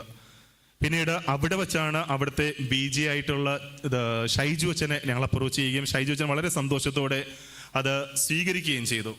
പക്ഷെ പെട്ടെന്ന് ഈ ദിവസം 2 ദിവസം മുമ്പ് ഷൈജു അച്ഛൻ എന്നെ വിളിച്ചിട്ട് പറഞ്ഞു, ഇങ്ങനെ ഒരു പ്രശ്നമുണ്ട്, എൻ്റെ അമ്മൂമ്മയുടെ ആണ്ടാണ്, പോകാതിരിക്കാൻ പറ്റില്ല, പക്ഷേ പകരം ഞാൻ തന്നെ ഒരച്ഛനെ അറേഞ്ച് ചെയ്തു തരാം, ഞങ്ങളുടെ ചാൻസലറായിട്ടുള്ള റവറൻഡ് ഫാദർ ജോണി സേവിയർ അച്ഛനെ അറേഞ്ച് ചെയ്തു തരാമെന്ന് പറഞ്ഞു. എനിക്ക് ജോണി അച്ഛനുമായിട്ട് കുറച്ച് നാളത്തെ ഒരു ബന്ധമുണ്ടായിരുന്നു. ഞാൻ CRAയുടെ ഭാഗമായിട്ട് ബിഷപ്പിനെയും സെക്രട്ടറിയെയും ഒന്ന് കാണാൻ വേണ്ടി ഞങ്ങൾ റെപ്രസെൻറ്റേറ്റീവ്സ് പോയപ്പോൾ അച്ഛന് പേഴ്സണലായിട്ട് സംസാരിക്കാനുള്ളൊരു അവസരം ഉണ്ടായി. അപ്പോൾ അച്ഛൻ ഈ അഗസ്റ്റീനിയൻ സഭയെക്കുറിച്ച് വളരെ തീഷ്ണതയോടെ സംസാരിക്കുന്നത് കണ്ടപ്പോൾ എനിക്ക് വലിയ അത്ഭുതം തോന്നി. കാരണം അച്ഛൻ ആ സമയത്ത് പറയുക, ഇത് അഗസ്റ്റീനിയൻ സഭയ്ക്ക് കേരളത്തിലൊരു വലിയ ചരിത്രമുണ്ട്, അത് നിങ്ങൾ ഇഗ്നോർ ചെയ്യരുത്, കാലം ഒത്തിരി കഴിഞ്ഞു, അത് രേഖപ്പെടുത്തേണ്ട സമയം അതിക്രമിച്ചിരിക്കുക. കാരണം ചരിത്രം തിരുത്തി എഴുതപ്പെട്ടുകൊണ്ടിരിക്കുന്ന ഒരു കാലഘട്ടത്തിലൂടെ നമ്മൾ പോകുക. ഇത് ബലമുള്ളവൻ അവൻ്റെ ബലം ഉപയോഗിച്ച് അവന് പറ്റിയ രീതിയിൽ ചരിത്രത്തെ വളച്ചൊടിച്ചുകൊണ്ടിരിക്കുന്ന ഒരു സമയത്ത് നിങ്ങൾ ഇനിയും വൈകിപ്പോയാൽ ഈ ഒരു കേരള സഭയിലെ അല്ലെങ്കിൽ ഇന്ത്യൻ സഭയിലെ അഗസ്റ്റീനിയൻസ് എന്നുള്ള അവർ ചാർത്തിയ പാദമുദ്രകൾ ഒരിക്കലും ആരാലും റിയലൈസ് ചെയ്യപ്പെടാത്ത ഒരവസ്ഥയുണ്ടാകും. അതുകൊണ്ട് ഇൻ കേസ് നിങ്ങൾ ചെയ്തില്ലെങ്കിൽ അതിൻ്റെ റിസോഴ്സ് എനിക്ക് സംഘടിപ്പിച്ച് തന്നാൽ ഐ ആം ഇൻട്രസ്റ്റഡ്. ഞങ്ങൾക്ക് ഒരു കമ്മിറ്റ്മെൻ്റ് ഉണ്ട് ഞങ്ങളുടെ രൂപതയ്ക്ക്, we will take care of. അപ്പോൾ അത് ഞാൻ വികാരനോട് അന്ന് തന്നെ സംസാരിച്ചു. അപ്പോൾ മുതലേ ഈ അച്ഛന് ഒന്ന് വിളിക്കണം എന്നുള്ള ഒരു ആഗ്രഹം, അതായത് ഏതെങ്കിലും ഒരു കോമൺ ഫംഗ്ഷൻ അച്ഛൻ അഡ്രസ്സ് ചെയ്യണമെന്നുള്ള ആഗ്രഹം ഉണ്ടായിരുന്നു. പക്ഷെ ദൈവനിയോഗമാണ് നമുക്ക് അച്ഛനെ പെട്ടെന്ന് റീപ്ലേസ് ചെയ്ത് ജോണി അച്ഛൻ ഇവിടെ വരികയും നമ്മളുടെ ഈ ഒരു സെമിനാറിൻ്റെ പൂർണ്ണമായിട്ടുള്ള ആ ഒരു സ്വഭാവം തന്നെ അച്ഛൻ മാറ്റിക്കളഞ്ഞു. വളരെ വാക്കിലുള്ള സ്ഫുടത, ആശയത്തിൻ്റെ ആ ഒരു ഗാംഭീര്യം, പിന്നെ പറയുന്ന കാര്യങ്ങളെക്കുറിച്ചുള്ള വ്യക്തമായ ബോധ്യത, ഇതെല്ലാം മതിയാകും ഒരു ഓഡിയൻസിനെ എത്രമാത്രം തൃപ്തിപ്പെടുത്താൻ വേണ്ടിയെന്ന്. പിന്നെ പറഞ്ഞ കാര്യങ്ങളൊന്നും വെറുതെയല്ല, വളരെ വ്യക്തമായിട്ട് കാര്യങ്ങൾ പറയുകയും അത് പറഞ്ഞ് സമർത്ഥിക്കുകയും ചെയ്യുകയുണ്ടായി. അപ്പോൾ അച്ഛൻ്റെ ആ ഒരു മഹനീയ സാന്നിധ്യത്തെ എപ്രകാരം നന്ദി പറയണമെന്നറിയില്ല. കാരണം അത് ഈ ഒരു സെമിനാറിനുണ്ടാക്കിയ ഇമ്പാക്റ്റ് ഇത് കഴിഞ്ഞപ്പോൾ ലഞ്ച് സമയത്തും പല സിസ്റ്റേഴ്സും പല അച്ഛന്മാരും പല വ്യക്തികളും പറയുന്നുണ്ടായി.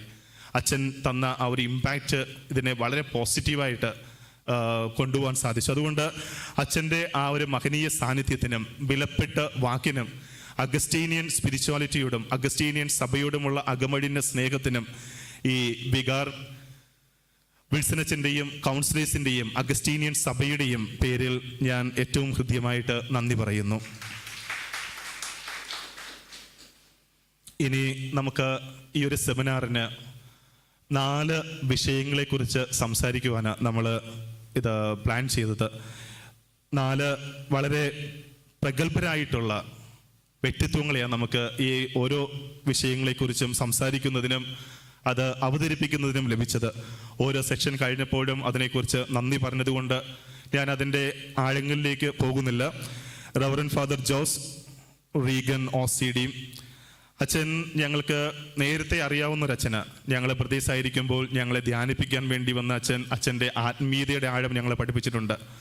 ഞങ്ങൾ കൺഫെഷനും മറ്റിടങ്ങളിലൊക്കെ ഒരുമിച്ച് കൂടുമ്പോൾ അച്ഛനിലെ സുഹൃത്ത് എത്രമാത്രം ആഴമുള്ളവനാണ് എന്ന് ഞങ്ങളെ പഠിപ്പിച്ചിട്ടുണ്ട്.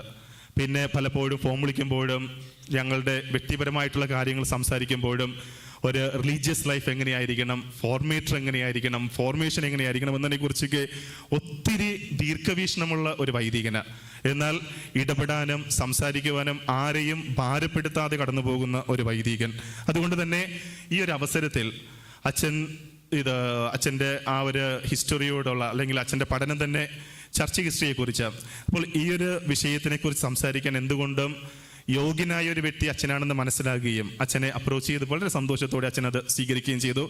അച്ഛൻ്റെ ആ നല്ല മനസ്സിനും ഇവിടെ ഞങ്ങളോടൊപ്പം ഈ തുടക്കം മുതൽ ഇതുവരെ അച്ഛനിവിടെ ഇരിക്കുകയുണ്ടായി. അതുതന്നെ ഇതിനെക്കുറിച്ച് അറിയുവാനുള്ള അച്ഛൻ്റെ ആ ഒരു ആഗ്രഹം അത് കാണിക്കുന്നുണ്ട്. അച്ഛൻ്റെ വലിയ മനസ്സിന് വികാറിൻ്റെയും കൗൺസിലേഴ്സിൻ്റെയും അഗസ്റ്റീനിയൻ സഭ മുഴുവൻ്റെയും പേരിലുള്ള നന്ദിയും ആശംസയും അറിയിച്ചുകൊള്ളുന്നു.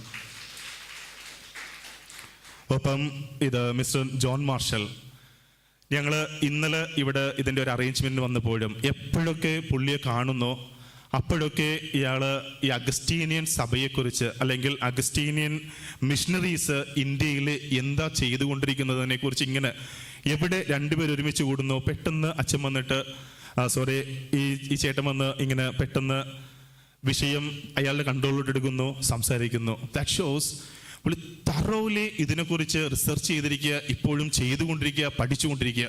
ഒത്തിരി കാര്യങ്ങൾ പറയാനുണ്ടായിരുന്നു. ഈ ഒരു സെഷൻ മുഴുവനും കൊടുത്താലും ഒരുപക്ഷെ അയാളുടെ റിസോഴ്സ് തീരില്ല. അത്രയ്ക്കും കാര്യങ്ങൾ അദ്ദേഹത്തിന് പറയാനുണ്ടായിരുന്നു. പറഞ്ഞ കാര്യങ്ങൾ വെറുതെ പറഞ്ഞതല്ല, വിത്ത് എവിഡൻസോടുകൂടി സംസാരിക്കാനും അത് കൺവിൻസ് ചെയ്യിപ്പിക്കാനും ആ സഹോദരന് പറ്റിയിട്ടുണ്ട്. എനിക്ക് തോന്നുന്നു അതിൻ്റെ പൂർണ്ണമായ ഒരു രൂപം നമ്മൾ പിന്നീട് ബുക്ക് പബ്ലിഷ് ചെയ്യുമ്പോൾ അത് ആർട്ടിക്കിളായിട്ട് നമുക്ക് ലഭിക്കും. അത് വലിയൊരു മുതൽക്കൂട്ടായിരിക്കും. ആ സഹോദരൻ്റെ വലിയ മനസ്സിന് ഒത്തിരി നന്ദി പറയുന്നു. അതിന് ഞങ്ങളെ സഹായിച്ചത് നമ്മുടെ ഡൊമിനിക്കൻ സിസ്റ്റേഴ്സ്, നമ്മുടെ ബോസ്കോച്ചൻ്റെ സഹോദരി, അവരാണ് നമ്മളെ സജസ്റ്റ് ചെയ്യുന്നത് ഇങ്ങനെ ഗോവയിലെ ഈ ഒരു കണക്ഷൻ ഈ വ്യക്തിയും നമുക്ക് മുട്ടിച്ചേരുന്നത് നമ്മളുടെ ഡൊമിനിക്കൻ സിസ്റ്റേഴ്സാണ്. അവർക്കും ഞാൻ നന്ദി പറയുന്നു. അപ്പം ഈ ഇദ്ദേഹത്തിൻ്റെ ആ സാന്നിധ്യത്തിനും ഈ ഒരു ദിവസം അദ്ദേഹത്തിൻ്റെ സെഷൻ ഇത്ര മനോഹരമായിട്ട് നമ്മളിലേക്ക് പകർന്നു തന്നതിന് ആ സഹോദരന് ഈ വികാറിൻ്റെയും മറ്റെല്ലാ കൗൺസിലേഴ്സിൻ്റെയും പേരിൽ ഒത്തിരി നന്ദി പറയുന്നു. ഇനി റവറൻ ഡോക്ടർ പയസ് ആറാട്ടുംകുളം അച്ഛന് നമുക്കറിയാം, അദ്ദേഹം കേരള സി സിയുടെയൊക്കെ കേരള സി സിയുടെ പ്രസിഡൻ്റായിട്ട് വർക്ക് ചെയ്തുകൊണ്ടിരുന്ന ഒരാളാണ്. കാർമഗിരിയിലെ പ്രൊഫസറാണ്. ഈ ഒരു വിഷയം അവതരിപ്പിക്കാൻ വേണ്ടി ആലോചിച്ചൻ ഇദ്ദേഹത്തിൻ്റെ പേര് പറയുമ്പോൾ നമ്മൾ അദ്ദേഹത്തെക്കുറിച്ച് അന്വേഷിച്ചപ്പോൾ കുറച്ചുകൂടിയൊക്കെ ഈ ഒരു കാര്യം സംസാരിക്കാൻ പറ്റുന്ന ഒരാൾ തന്നെയാണെന്ന് നമ്മൾ കേൾക്കുകയുണ്ടായി. അതിൻ്റെ ഫലമായിട്ട് അച്ഛൻ വരികയും എന്നാൽ കൊടുത്ത വിഷയത്തിൽ നിന്ന് വ്യതിചലിച്ചുകൊണ്ട് മറ്റൊരു വിഷയം അച്ഛൻ കുറച്ചുകൂടി സമൃദ്ധമായിട്ട് അത് അവതരിപ്പിക്കുകയും നമ്മളെ ബോധ്യപ്പെടുത്തുകയും ചെയ്തു. അച്ഛൻ്റെ ആ വലിയ സാന്നിധ്യത്തിനും നല്ല മനസ്സിനും വികാറിൻ്റെ പേരിലും കൗൺസിലേഴ്സിൻ്റെ പേരിലും അഗസ്റ്റീനിയൻ സഭ മുഴുവൻ്റെ പേരിലും നന്ദി പറയുന്നു. പിന്നീട് റവറൻ ഫാദർ അലക്സാണ്ടർ പള്ളിപ്പറമ്പിൽ OSA, ഞങ്ങളുടെ തന്നെ അച്ഛനാണ്. അച്ഛൻ വർഷങ്ങളായിട്ട് സ്പെയിനിലാണ്, അവിടെ പഠിപ്പിച്ചുകൊണ്ടിരിക്കുക. ഈ അഗസ്റ്റീനിയൻ സഭ ഇന്ത്യയിൽ വന്നത് മുതൽ ഇതുവരെയുള്ള ഓരോ കോൺട്രിബ്യൂഷൻസ് എന്താണ് ചെയ്തുകൊണ്ടിരിക്കുന്നത്, ഇപ്പോൾ എവിടെ എത്തി നിൽക്കുന്നു, എവിടെ നിന്നാണ് തുടങ്ങിയത് എന്നതിനെക്കുറിച്ച് വളരെ ആഴമായിട്ടും വ്യക്തമായിട്ടും നമ്മളെ പഠിപ്പിച്ച് നമുക്ക് കാര്യങ്ങൾ പകർന്നു തന്നു. അച്ഛൻ്റെ ആ ഒരു സാന്നിധ്യത്തിനും അച്ഛൻ്റെ ആ ഒരു സമ്മതത്തിന് ഈ ഒരു സെഷൻ കണ്ടക്ട് ചെയ്യാമെന്ന് അച്ഛൻ കാണിച്ച ആ ഒരു വില്ലിങ്നെസ്സിന് വികാറിൻ്റെയും കൗൺസിലേഴ്സിൻ്റെയും നമ്മുടെ അഗസ്റ്റീനിയൻ സഭയുടെയും പേരിൽ അച്ഛന് ഒത്തിരി നന്ദി പറയുന്നു. നമുക്ക് മോഡറേറ്റേഴ്സായിട്ട് 4 പേരെ കിട്ടിയായിരുന്നു. Reverend sister Bindu ASA, reverend father Sumesh Joseph OSA, mister Antony Gregory, mister Sharon Sebastian.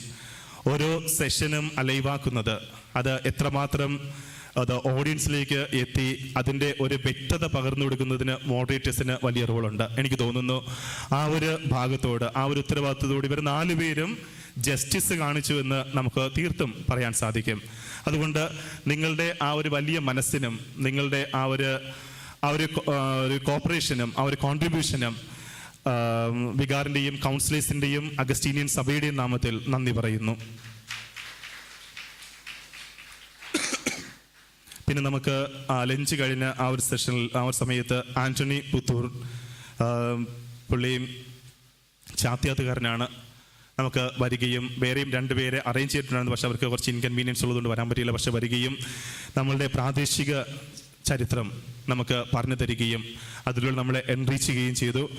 അദ്ദേഹത്തിൻ്റെ നല്ല മനസ്സിനും വികാറിൻ്റെയും കൗൺസിലേഴ്സിൻ്റെയും നാമത്തിൽ ഒത്തിരി നന്ദി പറയുന്നു. ഇനി ഈ ഒരു സെഷൻ്റെ പിന്നിൽ പ്രവർത്തിച്ച ജൂബിലി കൺവീനേഴ്സ് ഉണ്ട്.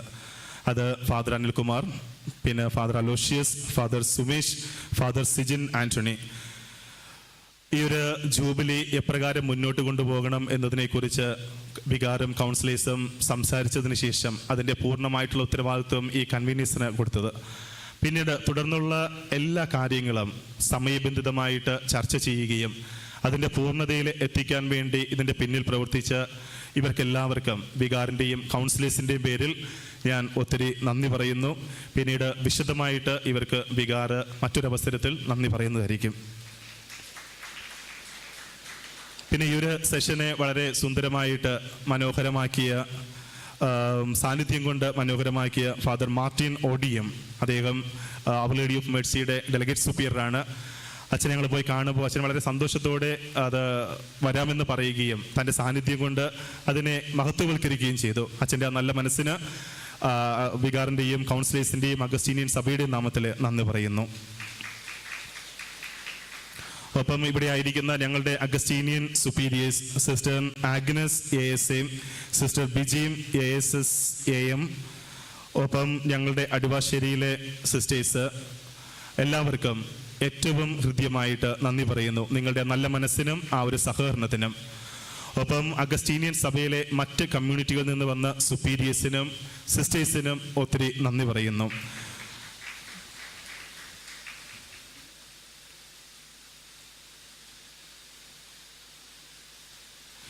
പിന്നെ നമ്മളുടെ അഗസ്റ്റീനിയൻ നിയമാവലി സ്പിരിച്വാലിറ്റി ഫോളോ ചെയ്യുന്ന നിരവധി കോൺഗ്രിഗേഷൻസ് നമുക്ക് ചുറ്റുമുണ്ട്. അവിടെ നിന്ന് വന്നിരിക്കുന്ന Dominican sisters, Catherine convent sisters, CTC sisters, Shanti Bhavan sisters, പിന്നെ അവർ ലേഡി ഓഫ് മേഴ്സി സിസ്റ്റേഴ്സ്, എല്ലാവരെയും ഏറ്റവും ഹൃദ്യമായിട്ട് നന്ദി പറയുക. ആരെങ്കിലും പുനലൂർ, അത് അഗസ്റ്റീനിയൻ സിസ്റ്റേഴ്സ് ആണല്ലോ, പുനലൂർ സിസ്റ്റേഴ്സ്, പിന്നെ നമ്മുടെ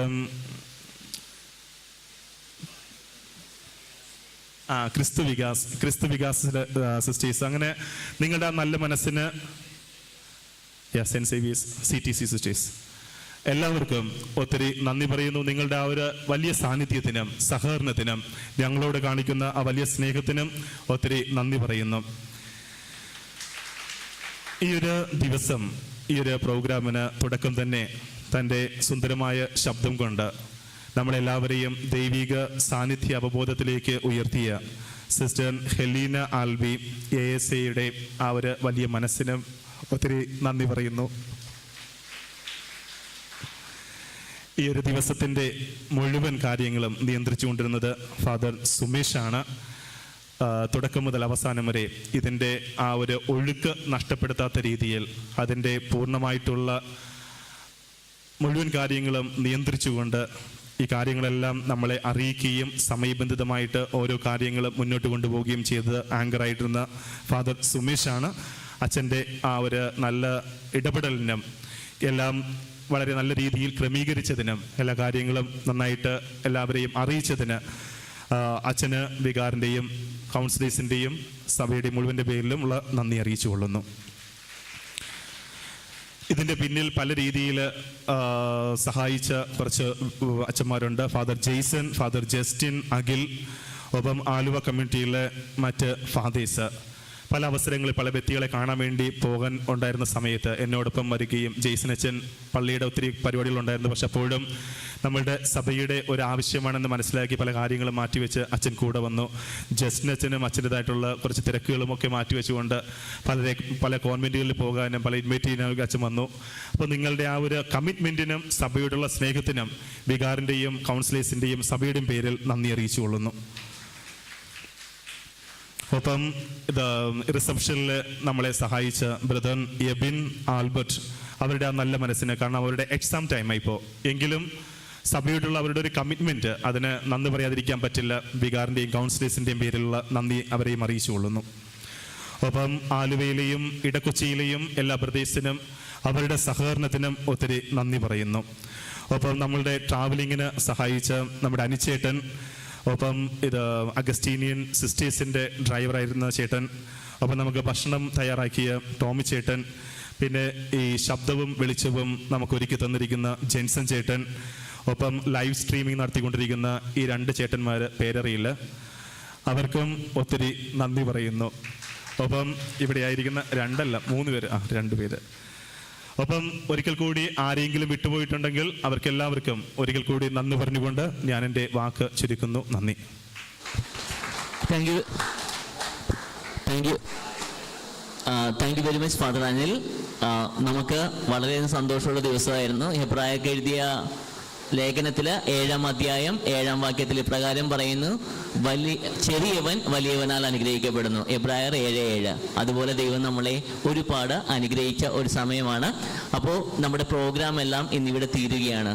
ഒഫീഷ്യലി ആണെങ്കിലും അൺഒഫീഷ്യലി ആണെങ്കിലും നിങ്ങൾക്ക് എല്ലാവർക്കും നന്ദി പറഞ്ഞു കഴിഞ്ഞു. അതിനേക്കാൾ ഉപരിയായിട്ട് നിങ്ങൾ ഒരുപാട് കഷ്ടപ്പെട്ടാണ് ഇവിടെ എത്തിയത്. തിരിച്ചു പോകുന്ന കഷ്ടപ്പാടോട് തന്നെയായിരിക്കും. നിങ്ങളുടെ ഹൃദയവും നിങ്ങളുടെ ബുദ്ധിയും പ്രകാശിപ്പിച്ച ദൈവം നിങ്ങളെ കാത്തുരക്ഷിക്കട്ടെ എന്ന് പ്രാർത്ഥിക്കുകയാണ്.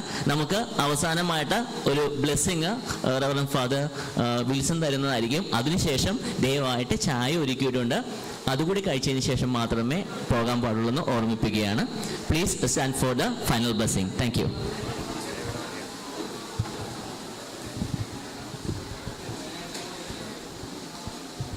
അപ്പോൾ ഒരിക്കൽ കൂടി എല്ലാവർക്കും ഒത്തിരി നന്ദി. നിങ്ങളെല്ലാവർക്കും അച്ഛന്മാരിപ്പോൾ പറഞ്ഞതുപോലെ തന്നെ ഒത്തിരി പ്രോഗ്രാംസ് ഉള്ള ആൾക്കാരാണ്. പല സ്ഥലങ്ങളിൽ നിന്ന് വന്നു. ഫുൾ ഡേ സ്പെൻഡ് ചെയ്യുക എന്ന് പറയുന്നത് അത്രയും എളുപ്പമുള്ള കാര്യമല്ല. ആകെ ഒരു ലീവ് കിട്ടുന്ന ദിവസം ഉണ്ടാവുകയുള്ളൂ. അപ്പോൾ പലരും സ്കൂളുകളിൽ വർക്ക് ചെയ്യുന്ന ആളുകളാണ്. എന്നിട്ടും ഇത് കാണിക്കുക ഞങ്ങളോട് നിങ്ങൾക്കുള്ള സ്നേഹവും അതുപോലെ തന്നെ അഗസ്റ്റീനിയൻ സഭയോട് നിങ്ങൾ കാണിക്കുന്ന ഏറ്റവും വലിയൊരു സ്നേഹമായിട്ട് ഞങ്ങൾ ഇന്ന് അനുഭവിച്ചറിയുകയാണ്. അതിന് എല്ലാവർക്കും ഒരിക്കൽ കൂടി ഒത്തിരി നന്ദി. ഇനിയും നമുക്ക് ഒരുമിച്ച് പ്രാർത്ഥിക്കുക. ഒരുമിച്ച് ഈ യാത്രയിൽ നമ്മുടെ പാരമ്പര്യത്തെ അറിയുവാനും അത് മനസ്സിലാക്കിക്കൊണ്ട് ഇനി നമ്മുടെ ജീവിതത്തിൽ അത് കാണിച്ചു കൊടുക്കുവാനുള്ള കൃപ സർവശക്തനായ ദൈവം നമുക്ക് എല്ലാവർക്കും നൽകട്ടെ എന്ന് ആത്മാർത്ഥമായിട്ട് പ്രാർത്ഥിക്കുന്നു. ഒരിക്കൽ കൂടി എല്ലാവർക്കും നന്ദി. കർത്താവ് നിങ്ങളോടുകൂടെ. സർവശക്തനായ ദൈവം പിതാവും പുത്രനും പരിശുദ്ധാത്മാവും നിങ്ങളെല്ലാവരെയും സമൃദ്ധമായി അനുഗ്രഹിക്കുമാറാകട്ടെ. So thank you very much. Dear sisters, one more thing. ഇത് നമുക്ക് ഈ ഒരു സെഷൻ മുഴുവനും കവർ ചെയ്ത ഫോട്ടോഗ്രാഫർ ഫാദർ റോബിനും നന്ദി പറയുന്നു. ഒപ്പം ഇത് നമുക്ക് ഒരു ഫോട്ടോ സെഷൻ ഉണ്ട്. ഈ സ്റ്റേജിൻ്റെ അകത്ത് വെച്ച് ഇത് കോൺഗ്രിഗേഷൻ ബേസിൽ നമുക്കൊരു ഫോട്ടോ എടുക്കാം. അത് കഴിഞ്ഞിട്ട് you can go for the tea. Thank you. പെട്ടെന്ന് വന്നാൽ ഞാൻ വിളിക്കാം ആദ്യം. Sisters from Palluruthy. ഇത് അഗസ്റ്റീനിയൻ സിസ്റ്റേഴ്സ് അല്ലേ? അവരെല്ലാവരും ഒന്ന് ഒരുമിച്ച് വന്നാൽ പള്ളുരുത്തി സിസ്റ്റേഴ്സ് അല്ലേ? ASA അതാണ്. അവരൊരുമിച്ച് പെട്ടെന്ന് പ്ലീസ്. നിങ്ങളല്ലേ വലിയ മെമ്പേഴ്സ്, നിങ്ങളാണ് big member. Please make it fast. പോകല്ലേ